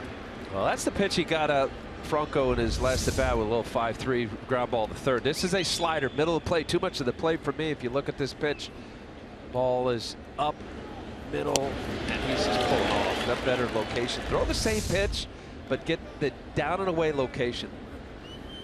Franco susceptible to the off speed from the right-handed pitcher. Kohler's 2-1. There it is.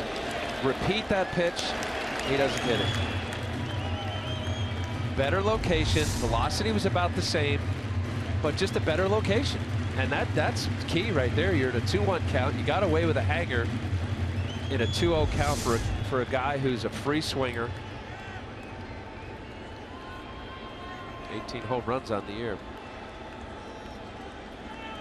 Now it's 2-2.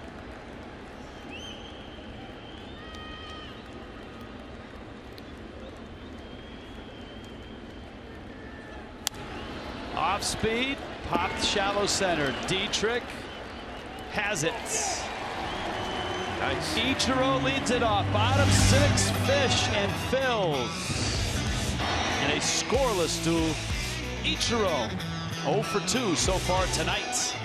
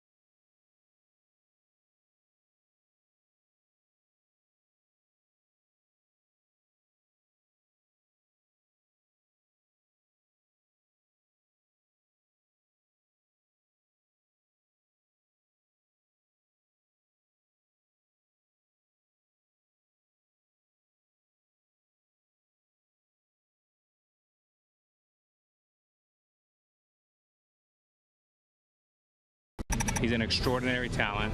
He's a once-in-a-lifetime type talent. And Ichiro is a friend, is someone who I have the utmost respect for, and he's committed to his family and to baseball, and that makes it pretty special. We have a large vault of words, faces, and thoughts just like that from around Major League Baseball. Alex Rodriguez with his thoughts on Ichiro, a teammate with the Yankees for a couple of seasons. And the 42-year-old Ichiro tonight, 4 hits shy of 3,000. He's had some good at-bats, Al. His first AB, a blast to the gap and to the wall, about 395 feet from home plate that was caught. Leaping catch.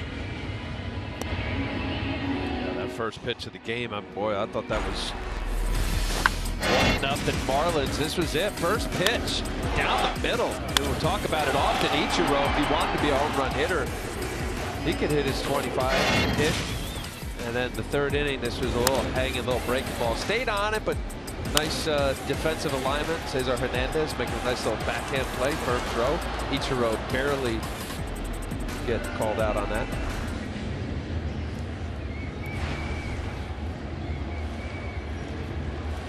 So here he is. You see the hit total. Trying to finish the climb to 3,000. There are only 29 members of the 3,000 hit club. 29. Wow. 15 right-handed hitters, 12 left-handed, a couple switch hitters.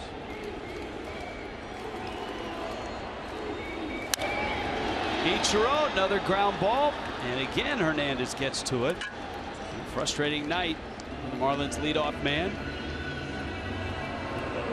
Ichiro 0 for 3. But he's got company in that dugout. This has been a frustrating 3 games for the Fish. Ever since they ran into Steven Matz on Sunday, and Jeremy Hellickson last night, and Jerad Eickhoff tonight.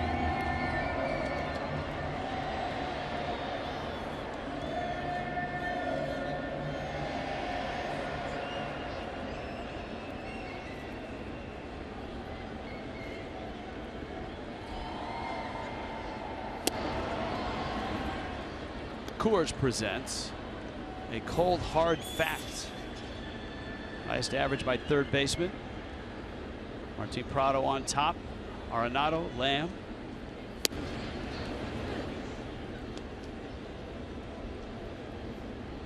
Adonis Garcia on that list. And the Dodgers welcome back Justin Turner. He's little by little coming back from that microfracture surgery. Cal Franco on the bottom of the lists, but in the top 5. Prado with the count 2-1. Adam wants to know, could you ever throw a knuckleball? No. Or did you ever try to throw a knuckleball? In a game? No.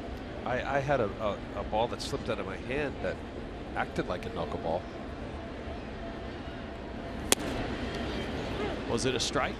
Remember Ron Karkovice, the catcher? Yeah. So I was in Chicago, started my delivery. The ball, it was a guy on base, and the ball almost slipped out of my hand, literally, because it hit my leg. And I landed and threw like a lob pitch. It was like a forkball.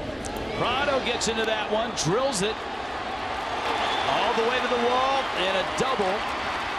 The 22nd of the season for Martin Prado, and a man in scoring position for Yelich and then Stanton. Let's keep talking about it, Rich. You know, location of pitches, and are the Marlins or Philly hitters taking advantage of it? That's a hanger that's up in the zone. You got a good hitter that keeps the plane of the bat through the hitting zone longer, as opposed to pulling off. That barrel stays inside. And nice piece of job. That's what hanging pitches get hit hard by. That's a good hitter right there, Martin Prado.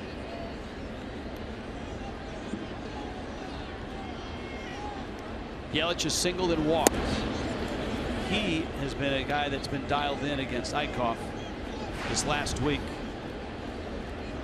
Had a homer and a single against him up in Philly. A single and a walk here.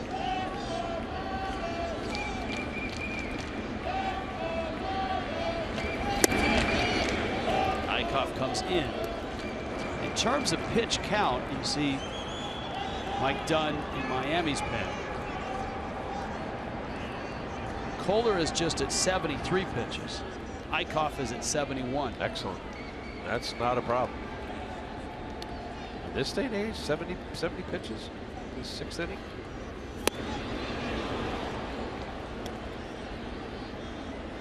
So my question would be, why is Mike Dunn up? That's a good question.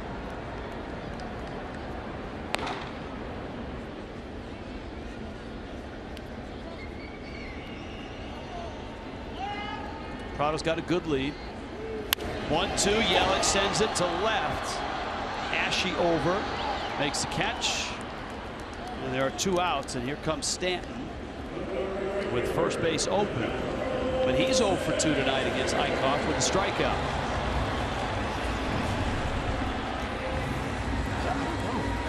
You got Mike Dunn warming up. Clearly he's not warming up just for the fun of it.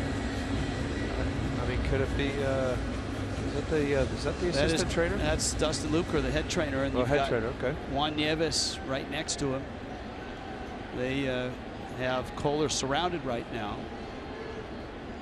Huh. Shutout through 6 innings with 72 pitches. That one down the line, but foul. Nice play. The count's 0-1.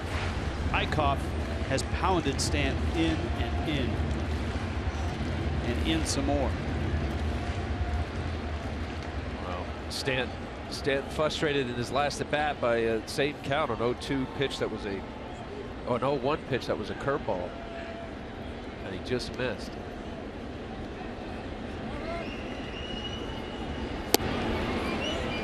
"24 innings without a run."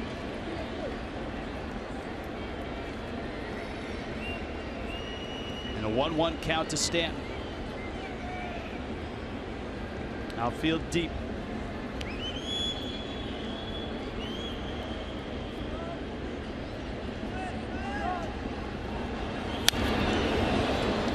That one fouled back.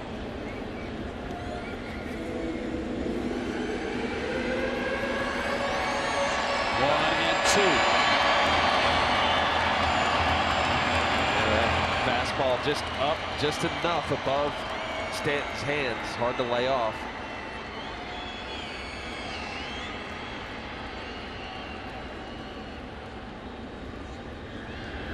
Stanton, ground ball, right field, base hit. Prado around third. Paredes with the throw. He is in there.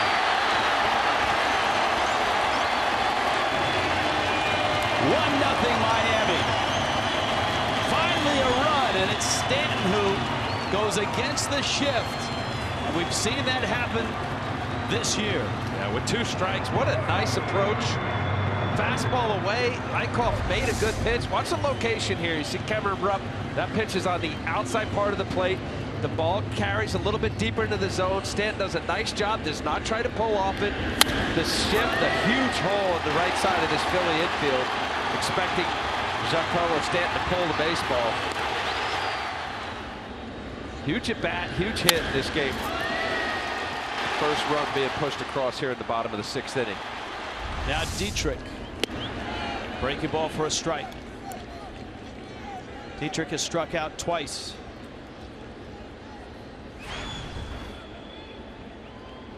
Last night an 0 for 3 with a strikeout.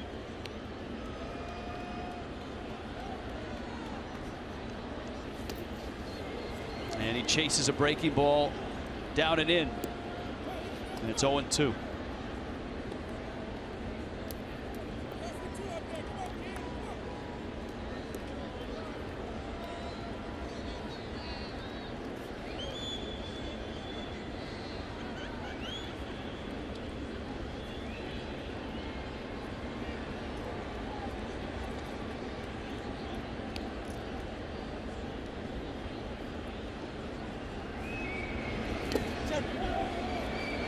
That's a swing.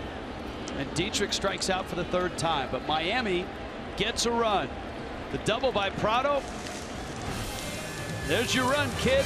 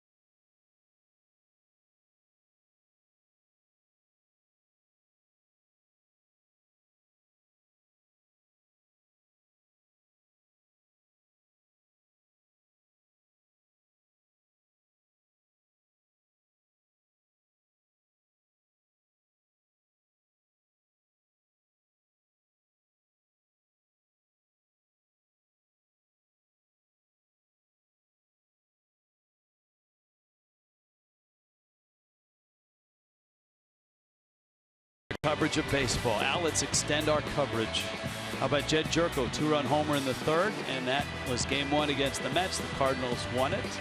Cardinals now tied with the Marlins for that second wild card spot. Melvin Upton Jr. acquired by the Blue Jays in a trade with the Padres today. Joey Gallo, #1 prospect, called up today by Texas. Remember, Prince Fielder out for the rest of the season with the neck surgery. Giancarlo Stanton drives in, the only run so far. Now the attention quickly centers on the mound where Mike Dunn is loosening up. Tom Koehler went 6. You saw the Marlins trainer standing next to Koehler, 73 pitches. So your instincts tell you that something is up, whether there's some sort of injury issue, whether Koehler doesn't feel well, whatever it is, it doesn't seem like he would come out of the game normally at 73 pitches. Remember, he pitched 8 innings against the Phillies. So here is Mike Dunn. We'll try to get word and find out the status of Koehler. Tommy Joseph comes in to hit. Tom Koehler was excellent tonight. I agree with you. 73 pitches in 6 innings, only 3 singles, 1 walk, and 5 strikeouts. What a job. Did Penny bring you Tommy Joseph? And Dunn with a slider. It's 0-2. And remember, the Marlins bullpen has been worked pretty heavily lately, especially last night. 5-inning start from Cozart, the 6-inning start from Urena. And the key arms really have worked. Guys like Bearclaw, Rodney, Ramos, Phelps. Foul back to the screen. This is a night where a guy like Nick Wittgren may be called upon to get some high leverage outs.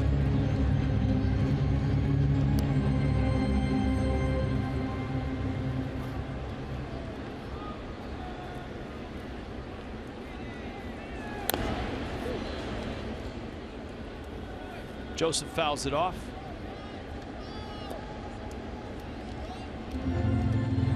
Howard got the start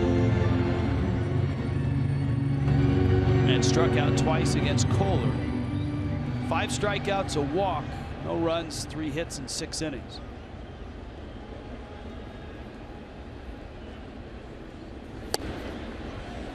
And Dunn misses away.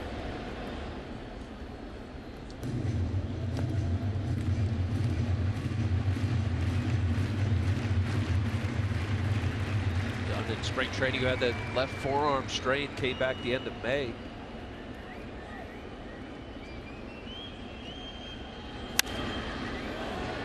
Joseph lifts it to center. Ichiro out there tonight, and he makes a catch. Cameron Rupp.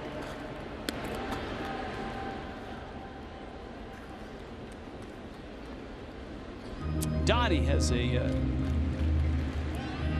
email question or a tweet, I think. You said Donnie? Yeah, not Mattingly, but Donnie.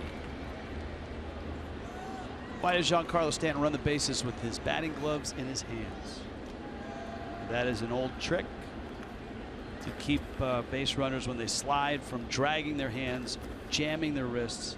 Or worse, break their wrists. Or break. Yeah, you're right. So sometimes before batting gloves, guys used to pick up a handful of dirt and carry that with them. Now, a lot of hitters will just roll up the batting gloves and keep those in their hands so that when they slide instinctively, they don't jam the hands into the dirt.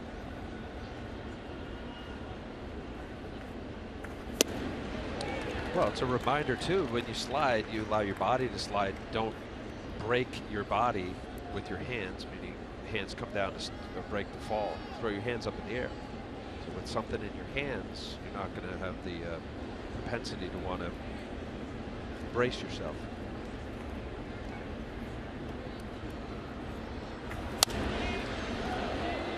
Feet first slides.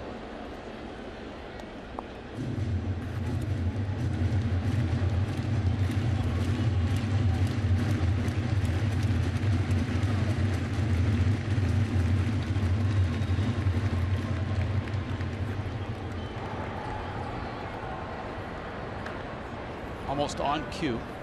Nick Whitgren in the Miami bullpen.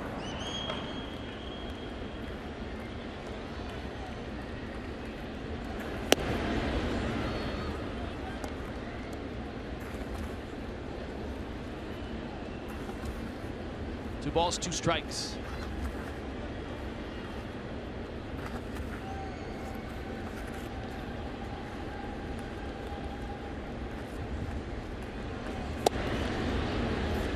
And Dunn misses in. So Dunn's job is to build a bridge from the 7th to the 8th. Like I said, the Marlins pen might be a bit short-handed tonight.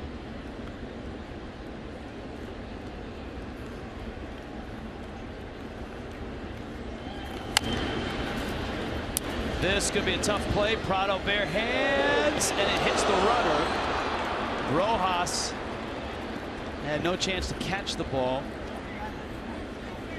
Probably a base hit, and it is.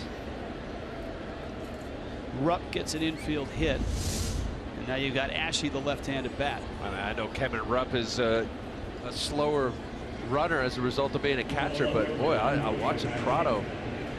Ball ended up hitting Rupp in the back somewhere. That was a heck of a play, all in one motion. Martin Prado from down under. Rupp in the rump. Now, Don Mattingly is going to ask if Rupp was inside the baseline, the base path for the runner. It's a call that's normally reserved for catchers that are throwing, but from that angle, Prado was close to the plate. I mean, it's hard for right-handers to not be. Yeah, but look where he's running. Well, it's kind of a silly. Yeah, but that's clearly inside the path, and the ball hits him. But the Marlins aren't going to win that argument. Look at him coming up the line, Al. No, I'm with you. I think this rule in some way has to be changed, whether whoever's hitting, to go from the right-handed batter's box. It's hard to peel out, run on the outside. You see it a lot. To come swing, full swing, run from somewhere in the bunting circle, and then have to run on the outside, and then come back on the inside to touch the bag on the inside of the line. A lot of it is protection for a first baseman, because there are some severe injuries that happen. Swing and a miss. Was it Cliff Floyd that broke his thumb? Yeah. Reaching Montreal when a runner came up, and Rojas had to make a decision there. Does he stick the glove in and try to catch it, or I mean, Rupp's almost twice his size. You don't want to take that hit.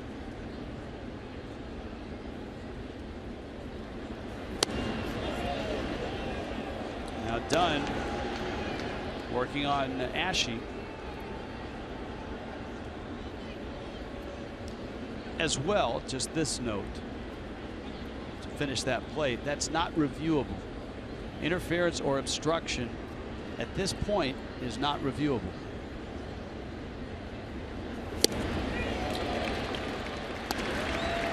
It's 2-2.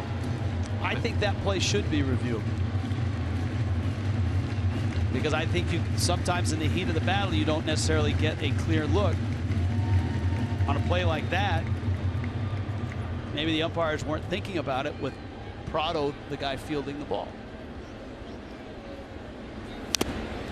Ouch, that's off of Mathis. I mean, I think the issue is that it's a difficult rule, or it's a dumb rule, to have a runner from the right-handed batter's box to have to hustle down the line, be conscious of running in foul territory, and then at the very end, by the way, you got to run and tag a base that's on inside the bag.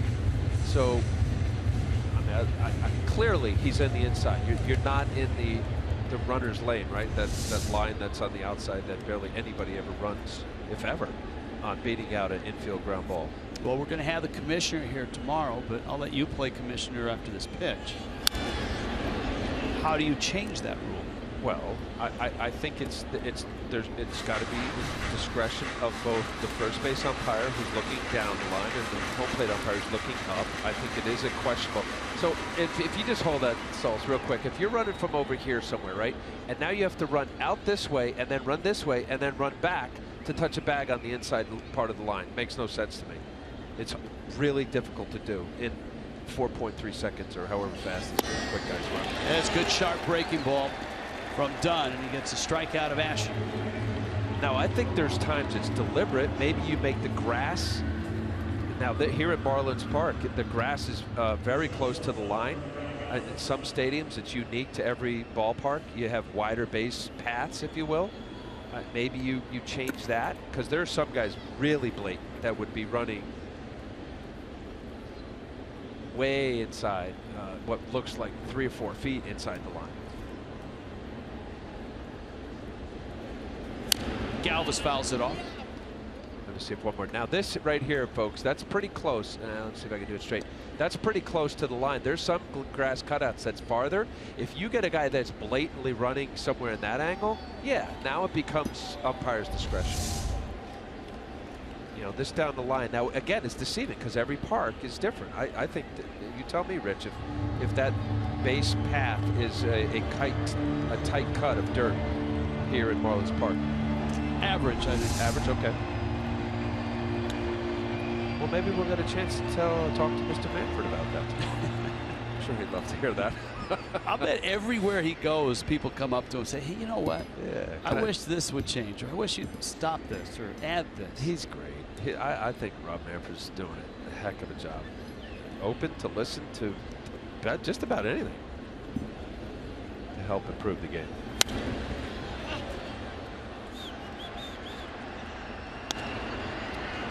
Did you hear the latest? Now, again, it's all just throwing stuff out there. Baseball writers, columnists coming up with different ideas, but about the idea of how do you limit late in the game pitching changes. Right. And it might have legs. You bring a guy in, a lefty specialist, quote unquote, you got to face 2 batters. You're not just coming in for 1 batter. I don't know. Does that ruin the integrity of the game? Or seriously change? Well, the game changed to get to this point from 50s, 60s, 70s. Now, I'm not a guy that said, look, we should go back to the 60s or the 70s. But the specialization, the modern day bullpen is built completely different than it was even 10, 15 years ago. Absolutely.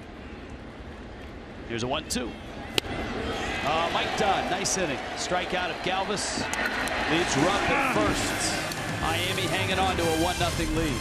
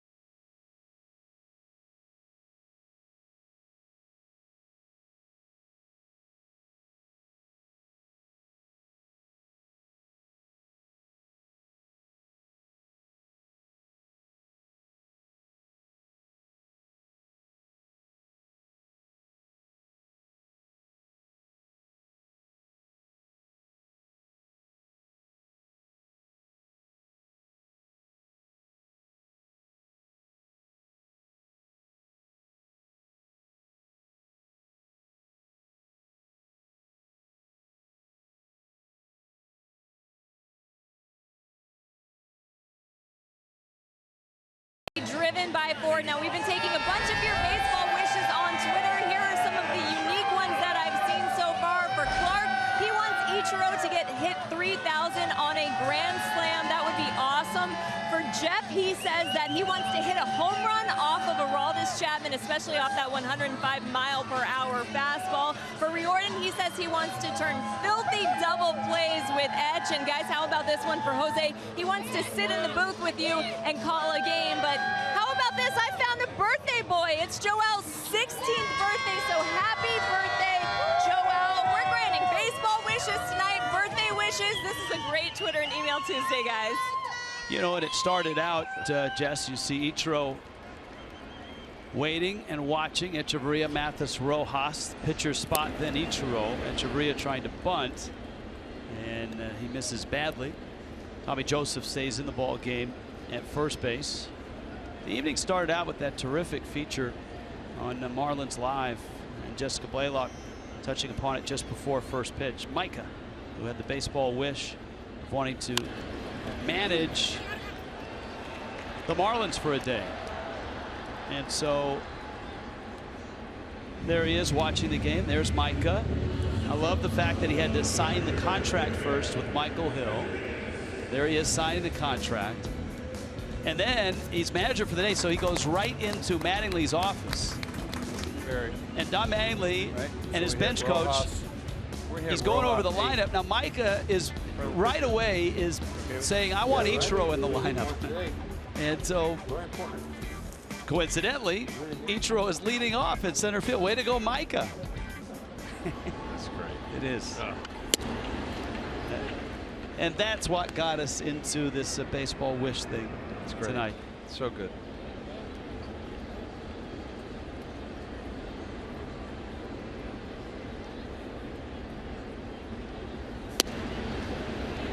Mathis with the count 0-2. He doubled in the second, bounced to short back in the fifth.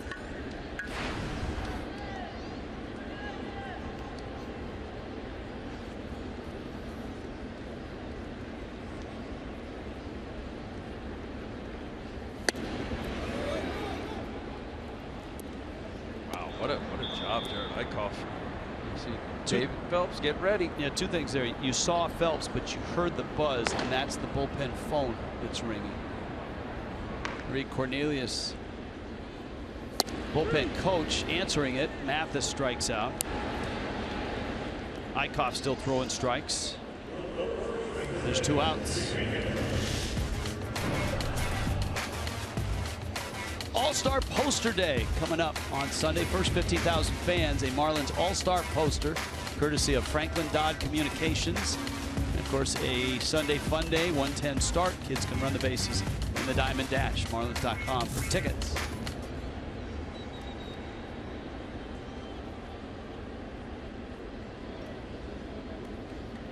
Here's Rojas.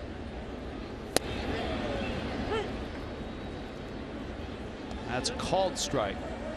And it's 0-1.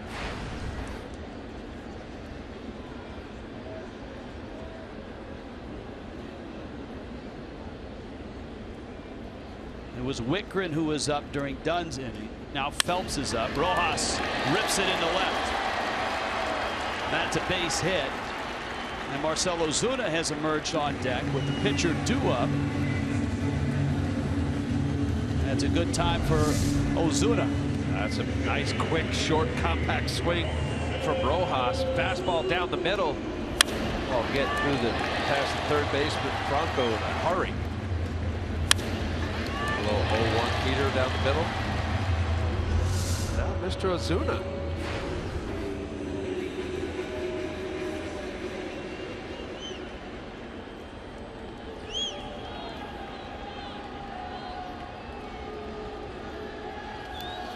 In the dirt, Rojas moves up.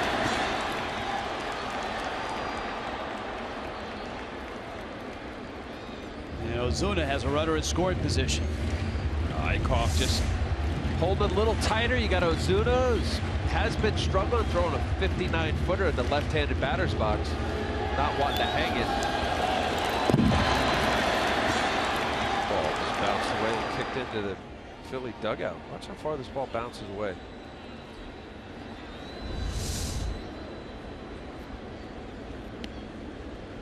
Ozuna doubled against Eichhoff.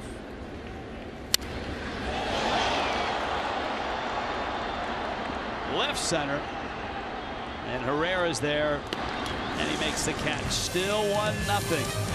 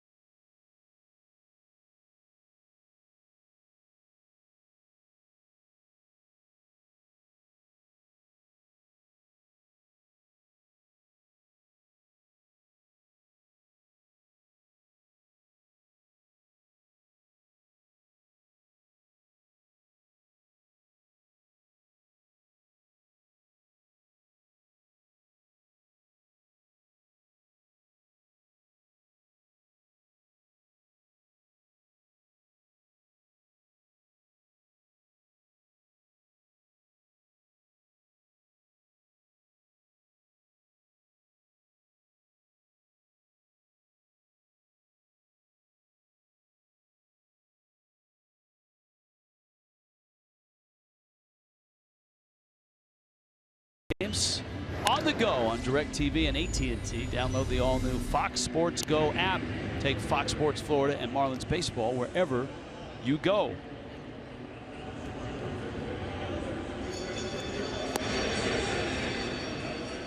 Changes.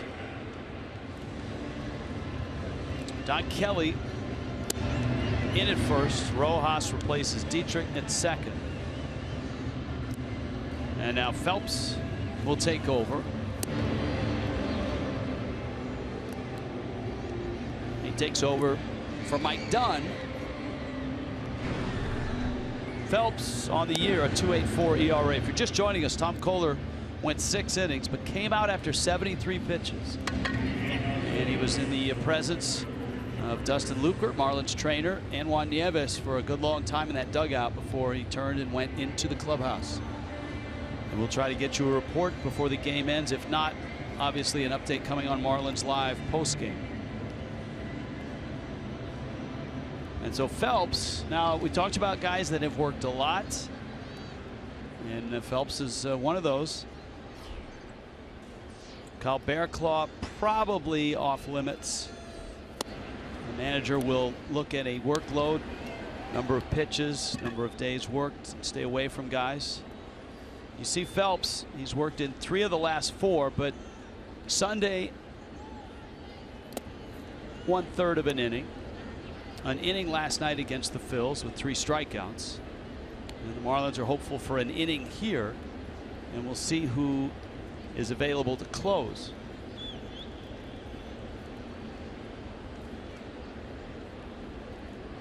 Paredes was 0 for 2, swings and misses. Phelps coming in last night in the 6th inning when the game was still 0-0, striking out Hernandez, Herrera, and then Tommy Joseph. He had a walk of Maikel Franco.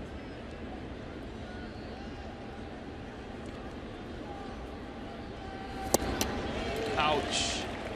A swing and a miss, and you heard that pop and saw the recoil of Mathis, who was okay, thankfully. So breaking ball down and in, and then that backswing just nicking him on his mask.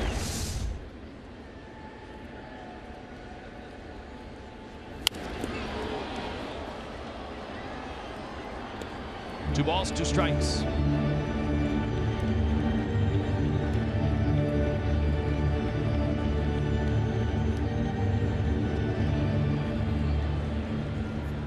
See, the pitches thrown last 7 days. And that's why we talked about that Sunday 1/3 of an inning through 2 pitches. And he Loads up the fastball at 95. That's a nice job right there, blowing away Paredes. High fastball. This was last night. Phelpsy curveball down. Cesar Hernandez. Gas upstairs of Herrera. And Tommy Joseph by it. Nice job. Pitcher spot here in the 8th. And Taylor Featherston gets the at-bat, and double barrel action in the Phillies pen. Andrew Bailey, Hector Neris. Featherston with the Angels last year, made his major league debut. Called up from Lehigh Valley, the Iron Pigs, one of the great minor league nicknames. That's when Andres Blanco went on the DL yesterday. Remember, Blanco had his finger cut and broken trying to apply a tag in that Pirates series.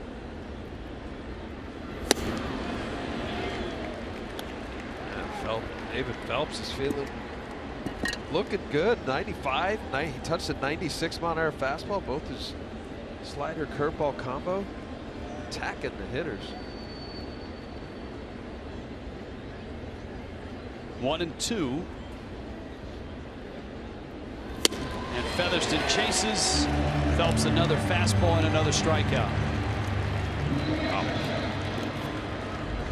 This is plus velocity from the guy that mostly, especially as a starter, has been in that low 90 range. See, even that, not only does 95 and upstairs, but had a little cut to it.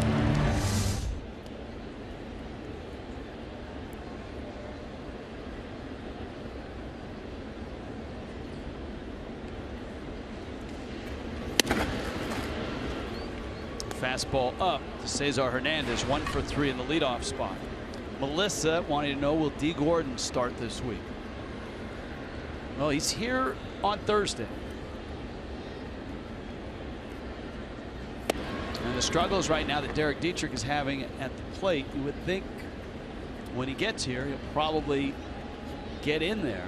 Don Mattingly has said not necessarily every day. He wants to blend him into the lineup. And obviously he's got to blend into the clubhouse as well. Phelps has it, tags the runner out. 1-0 Miami. Don't go anywhere. Ichiro leads it off on an 0 for 3 night. Hits are hard to come by. He's come close a couple times tonight. He is 4 shy of 3,000.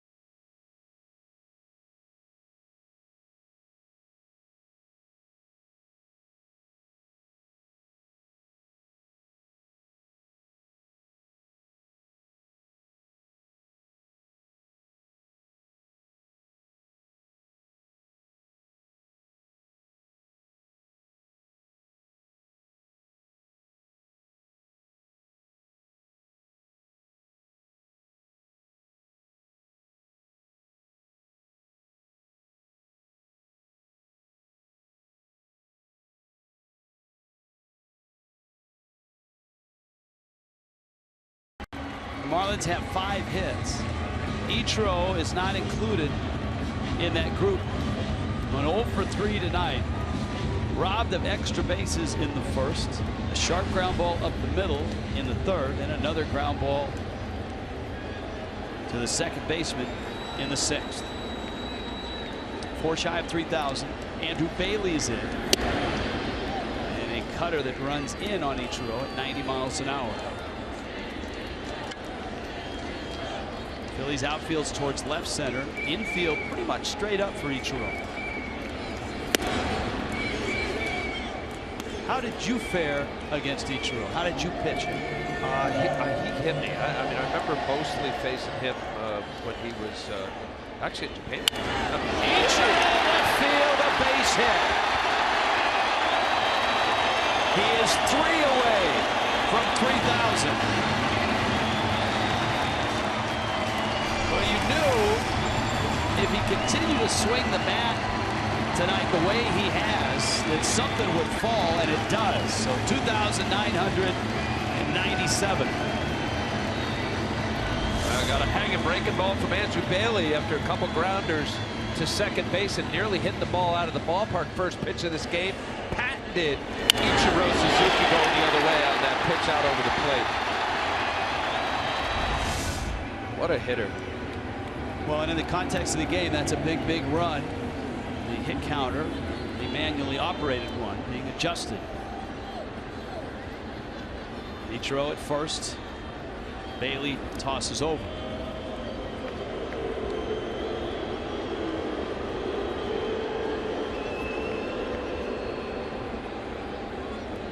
And so when you pitched against him, where were you trying to pitch him? Where was the spot to get him out? As a lefty, I tried to go in because I knew he was going to do something like he just did there to Andrew Bailey.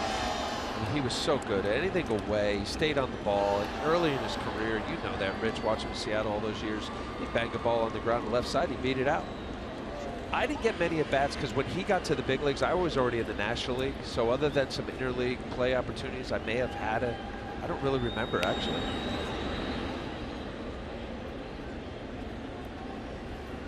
Two for 2 was Ichiro against you. Is that right? Okay. So my guess, I do remember playing the Mariners at Shea Stadium when I was at the Mets, so that must have been it. I know that, you know, every other year that Major League Baseball, they put together an all-star team to go to Japan, and that was the first time I ever faced him or saw him in 1998. Before he was in the big leagues. Yeah. Did you get any inkling in that all-star that this was a guy that could come over and have this type of success? Oh, I don't know about, you know, 3,000 hits and having the most hits on the planet. But yes, as a result of his speed, his athleticism, a most fundamentally sound guy that I've seen, you know, major leagues or in Japan. And he's a magician with the bat. We've seen it now for how many years? Bailey misses out, and it's 2-0. You know, that all-star opportunity going over there, albeit exhibition, you know, it was really Matsui, Hideki Matsui, who was still playing for the Tokyo Giants before he became a Yankee. He was kind of the big draw, but Ichiro was right there. Ichiro runs, and he's in there. Of course, he's over 500 stolen bases as well. 40 or not, plus getting up there in age, his 9th stolen base on the season. Got a good jump. You got a big leg kick from the reliever. Nice job. Got a big run in this game here. Get Ichiro to second base. You know, you watch the violence of that slide as he pops up. One of the most amazing things to me is that he has never been on the disabled list for an injury. The only time he was on the disabled list in his career was for an ulcer. And that came right after the World Baseball Classic of 2009. He did not have a great tournament, though he had the game-winning hit in the championship game. And many felt that it was the pressure of playing for his home country that gave him that ulcer. That's the only time he's been on the DL. I mean, that's a 42-year-old guy going full speed into that bag and popping up with his 505th stolen base. Prado walks.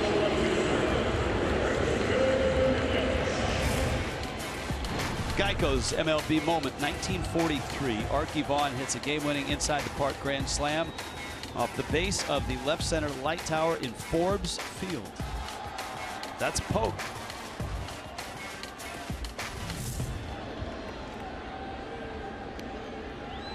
Now Yelich.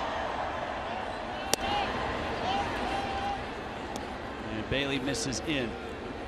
Marlins looking for insurance. A 1-0 lead, bottom 8. It's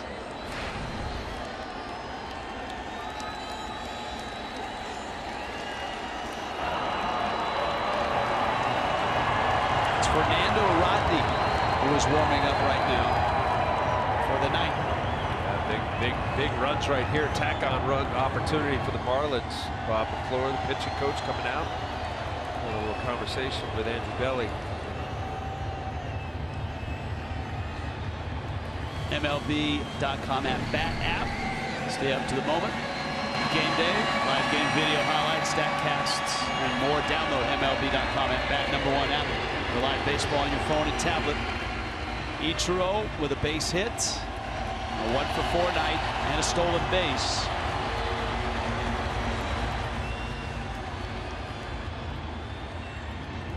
Yelich with a 1-0 count, and the Phillies pen in action.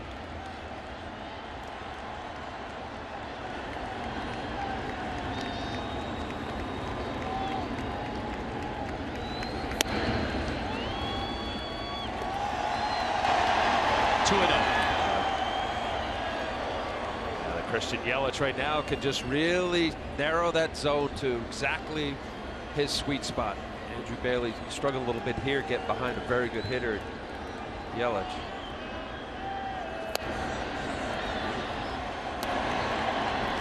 That's a perfect paint cut fastball down and away on Black. Look at that, just barely nipping down and away.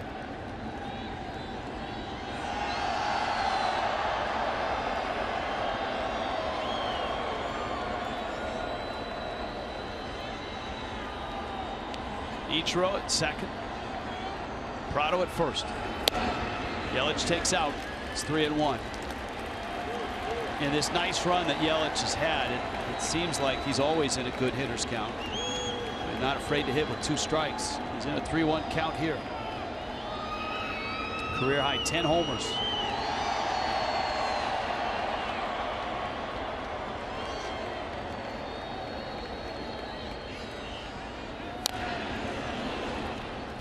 Goes after a breaking ball. It's 3-2. Now Ichiro just swiped second. Counts full here.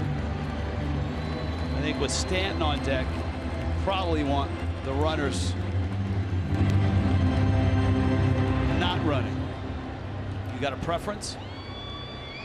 No, I'm with you. I think the only reason you got a guy that handles the bat, puts the ball in play, 333 hitter.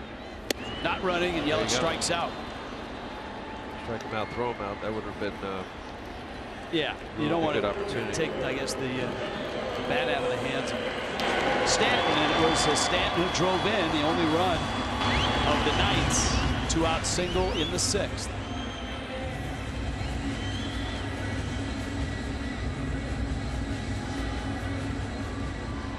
So here he is again.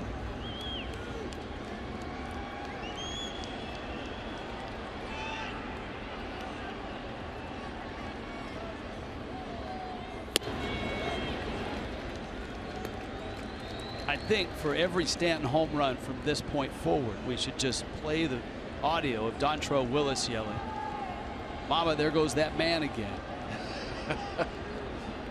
There goes that man again.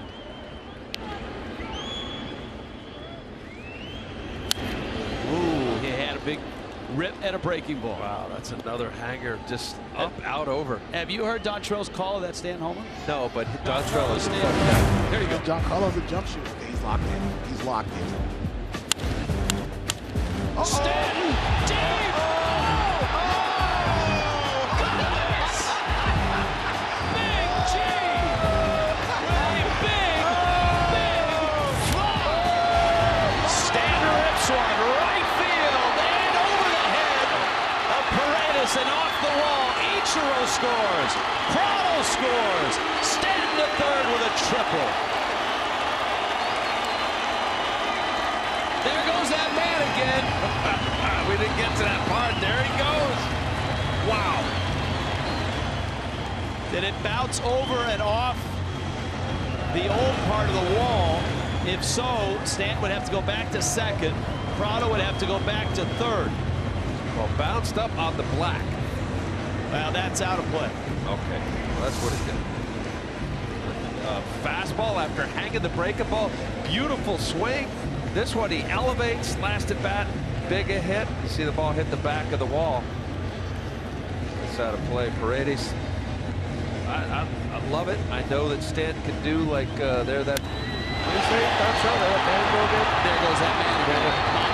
That pitch right there. That is an excellent approach for Stanton to stay on a fastball that's down and away instead of pulling off. Stanton has given the Marlins a 2-0 lead. And a Kendall Toyota call to the pen.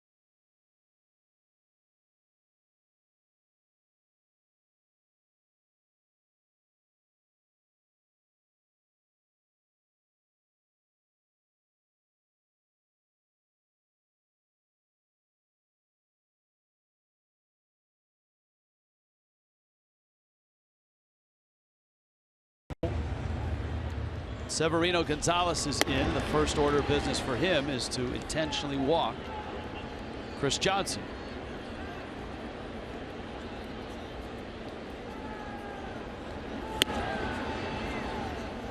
Danny Echeverria is on deck. Now Johnson was in the original starting lineup. He had a good batting practice, but he is not 100% while running. And so the Marlins scratched him from the lineup and are hopeful that in the next day or two he's able to run a little bit better, and thus Tom Mattingly will probably put him in that lineup to keep him in that lineup. Numbers for Severino Gonzalez, 13th appearance.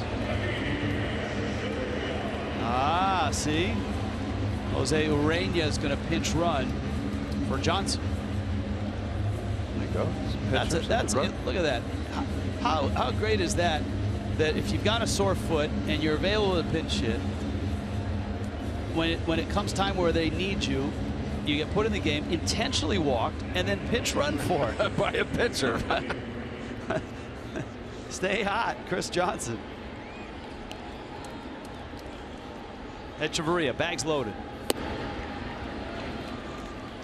2 grand slams for Echeverria, one at the Phillies' expense in Philadelphia.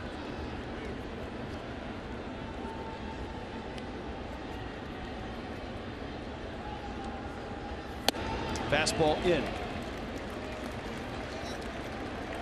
Interesting. Pete Mackanin, the Phillies manager. Normally, if there's an intentional walk, you have the previous pitcher intentionally walk the batter. Gonzalez. Edge into right field. That's a hit. Cut off by Paredes. Prado scores. Stanton scores. And Miami has stretched the lead here. Some big hits in the inning. Ichiro, Stanton, And now Echeverria. Echeverria. Love the Marlins going the other way, staying on this baseball. We've seen twice Stanton do it. This ball is actually middled, not trying to do a whole lot. 2-0 count. Looked like Severino Gonzalez trying to just find a strike here. Middle of the plate, driving that ball to right center field. Huge, huge tack-on runs late in the game for the Marlins.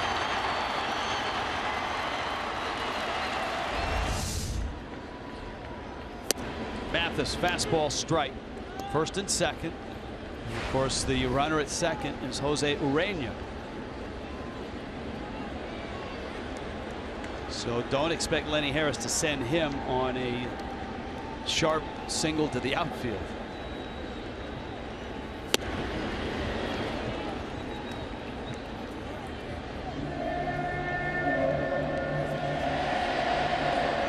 Stanton with some nice at-bats. Remember the single to right with 2 outs on an outside fastball against the shift. And then the double to right center. He's driven in 2, and Echeverria just drove in 2. 1-2 to Mathis.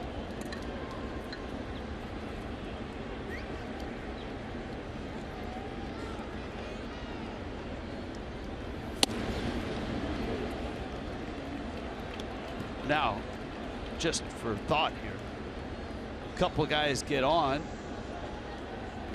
get Ichiro another at bat.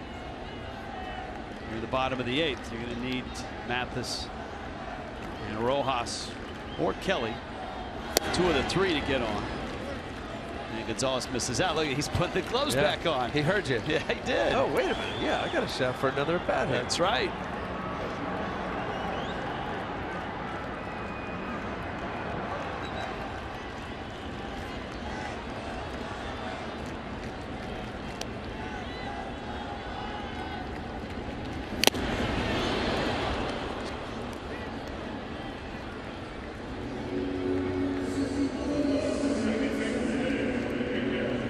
Cardinals won the first game on a Jed Jerko home run. Mets in game 2 have a 3-1 lead, top 6. Cardinals with that win pulled even with the Marlins in the wild card, but all of that pales in comparison to getting a win here for the Marlins, getting some runs, snapping that long scoreless streak. What was it, 24 innings?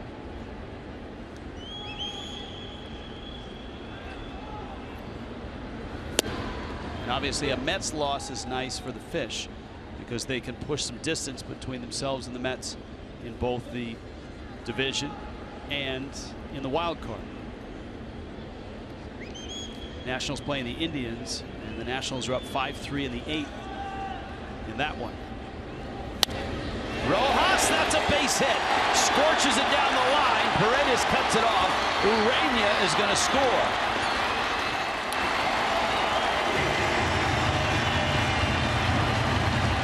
Rojas with his second hit of the night. Another hit from going the other way by the Marlins. 8th double on the year from Miguel. Watch this here, a little slider that stays up and up. Does a nice job firing that ball past the first baseman. Foot goes down, not trying to do a whole lot. See the big gap right there. Tommy Joseph playing pull off the line. Miguel Rojas. Here the Marlins putting it on. 4 runs in the 8th inning. Now Kelly, who takes outside. The drama here is there's 2 outs. Ichiro's on deck. And so if Kelly can get on, preferably knock home a couple runs, you get another Ichiro at bat. And it's 2-0.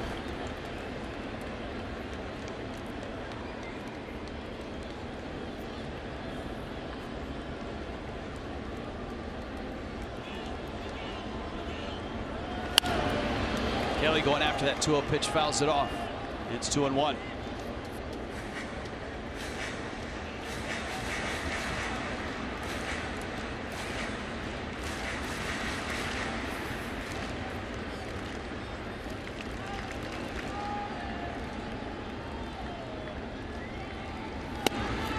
Pitch is out, and it's 3-1. Uh-oh. I mean, Really? Now look, the Marlins would love to have these insurance runs, but the drama here is whether Ichiro gets another at bat.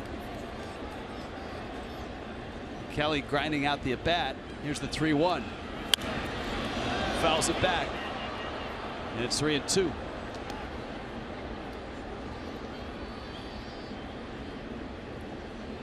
That stretching routine that no one had ever seen anything like when he arrived in 2001. He still does it at 42.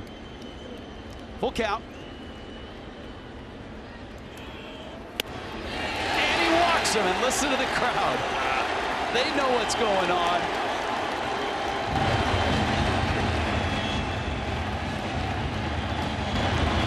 They know what's at stake here.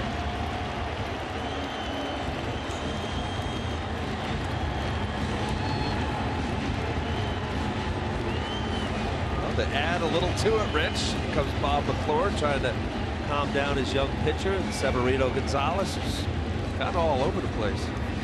Ichiro's night started in the bottom of the first on the first pitch he saw from Jared Eichhoff. He ripped it to right center. 395 feet. Borges made the leaping, crashing catch against the wall. A couple of sharp ground ball outs.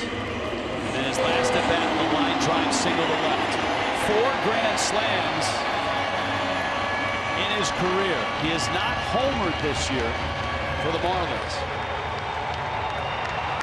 And you've got Gonzalez struggling with his control. 10th man to the plate. Bags loaded. 3 hits away from 3,000.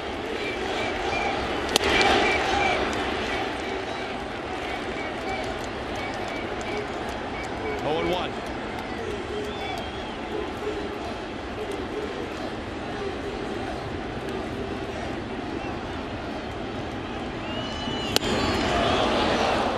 Oh, he pulled the string. First off-speed changeup. Spun Ichiro to the ground. Watch this after a mid-90s fastball. Changeup up, out, over. Let's see what he comes back with. It's out. Maybe that's a show me for another changeup. It's 1-2. They better throw it lower than he did the previous pitch.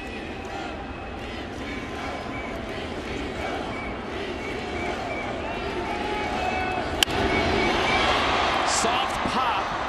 Ashe in foul territory makes the catch. Marlins add on 4 runs in the bottom of the 8th. 5-0 Fish.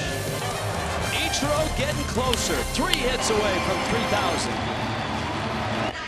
A line drive, and he's in there. Ichiro into center field. Ichiro base hit.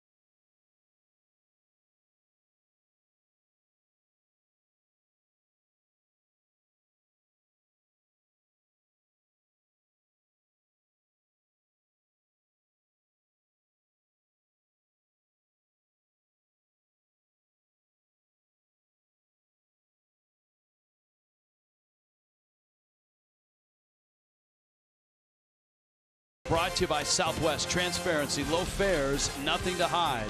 By Dodge. Visit Dodge.com or your local dealer today. and by your South Florida Honda dealers.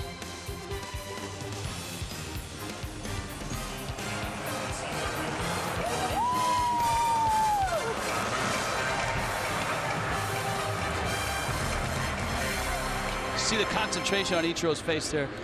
He didn't crack a smile. Very easily could have lost concentration there. Amazing player, really.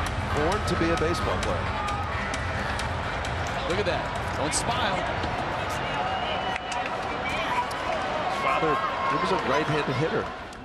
Switched him over to left side because it was quicker to first base. Look at that. It's Wittgren who comes in now in the 9th.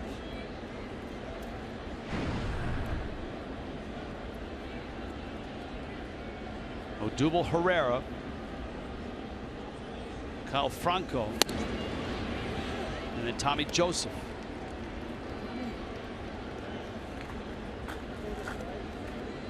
Tom Kohler, 6 innings, 3 hits, but only 73 pitches, and he left after consulting a Marlins trainer and his pitching coach in the dugout. We hope to have some news on Kohler on Marlins Live. Mike Dunn, scoreless inning. David Phelps, scoreless inning. And now Wittgren. What a job Tom Kohler did. Huh? 6 innings and 3 hits. Mentioned only the 73 pitches. Dunn comes in, 1 inning, 2 strikeouts. Phelps, he looked great.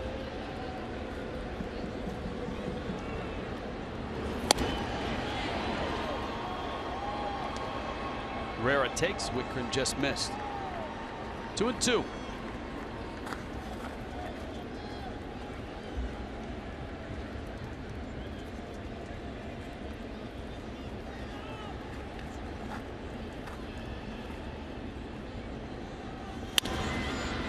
Well, the concern is heightened by the fact that Wei-Yin Chen was just placed on the disabled list.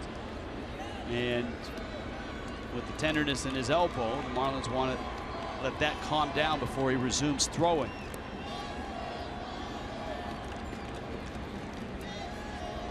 Marlins have been able to get a couple nice starts out of Jose Urena. Nice one from Cozart last night.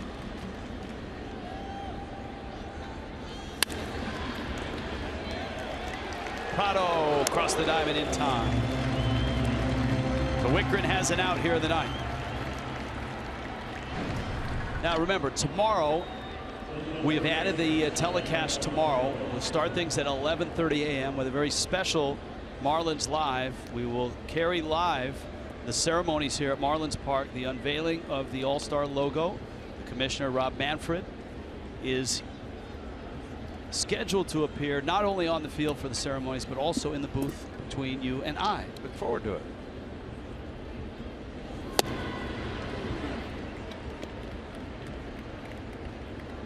All-Star game, great event. I mean, it's going to be fantastic for South Florida and Miami and area. Show off this beautiful stadium. Strike to Franco.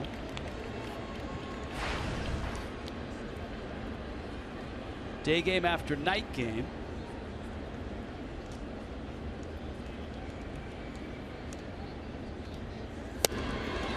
Obviously, Ichiro giving Ozuna a night off. Would you expect Ozuna back in the lineup tomorrow against a right-hander, or does Ichiro get another start? Or might he play in place of a Yelich? Probably not Stanton after the at-bats we've seen from Stanton. An RBI single or RBI double, but there's my guess tells me Ichiro's in there tomorrow. Yeah, I feel it. I think you're right.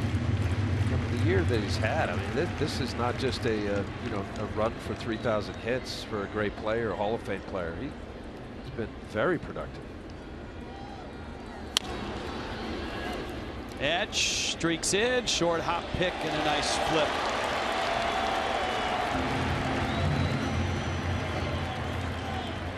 Tell you what, Rich, watching Wittgren, I mean, he pounds the zone. He throws strikes, like 5 walks and coming into this outing. 26th appearance, 31 innings. Good shot.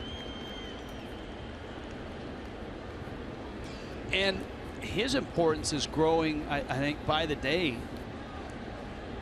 as we've seen in the Marlins bullpen. You can't pitch everybody every night, and with the injuries to the starting rotation, Don Mattingly is trying to push that bullpen closer to the 5th inning.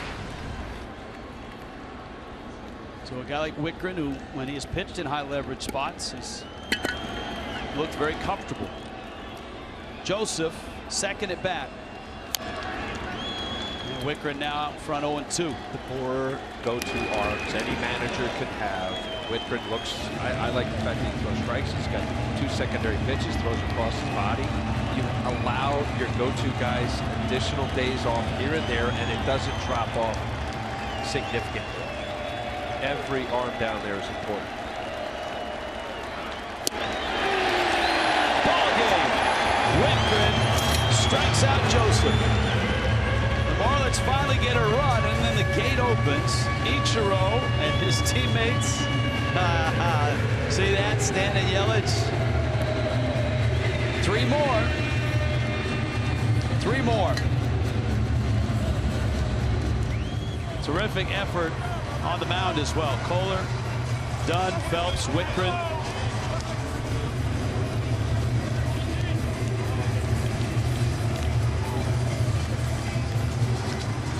And the Fish win their 54th game, and they're back to 8 over. And Ichiro is 3 hits away. Nice night for the Fish. Giancarlo Stanton, 2 big hits, RBI double, RBI single. Echeverria, the 2-run single. Miguel Rojas knocked in a run. And tomorrow at 11:30 on Marlins Live, make sure you're with us not only for the special ceremony with the commissioner, Rob Manfred, but also for Don Mattingly's lineup, right? To find out if Ichi's in there against the Phils. And the Marlins will try to win that series. Let's go down to Jessica Blaylock. Jess? Thanks so much, Rich. Giancarlo, tonight some really nice situational hitting with runners in scoring position. How much do you feel like you were able to deliver some clutch at bats in this game? The energy was real low again, so I was just trying to find anything to pick us up and get us on a roll. That's it, really. Yeah, Jared Eichhoff was not giving up a lot of hits. What adjustments did you make as the game went on to finally get to him in that 6th inning? You know, he was sticking with what was working, so you got to adjust to what's working for him and switch it up a little bit. So, you know, that 3rd at bat for us, you know, we came around a little bit, and then we got to their pen, which is what we needed. Prior to driving in that run in the 6th, you guys had gone 23 innings without scoring a run. Obviously, that's a little frustrating, but how important is it to not hit that panic button and just continue to try to put together some good at-bats? I don't think it was a panic button more than just low energy, you know. Which if you aren't scoring, you aren't, you know, getting the high fives in there, that's going to bring things down. So it's more of, you know, trying to keep calm and trying to push towards something good. Don Mattingly talks so much about a pitcher really helping to set the tone for a game. Tom Kohler with really nice back-to-back games against the Phillies. How much was he able to help keep you guys in it with the way that he pitched tonight? That's huge. I mean, when you see we got 2 hits and they got 2 hits too. I mean, it's much better for us, but you know we still got to pick it up. But he's done great against them the past 2 games, and you know, glad we got a win for him. Give us a little insight on that post-game celebration with Christian Yelich and Ichiro. Ichiro with 5 at-bats tonight. Yeah. What are you talking about? Out there? Yeah. What do you mean?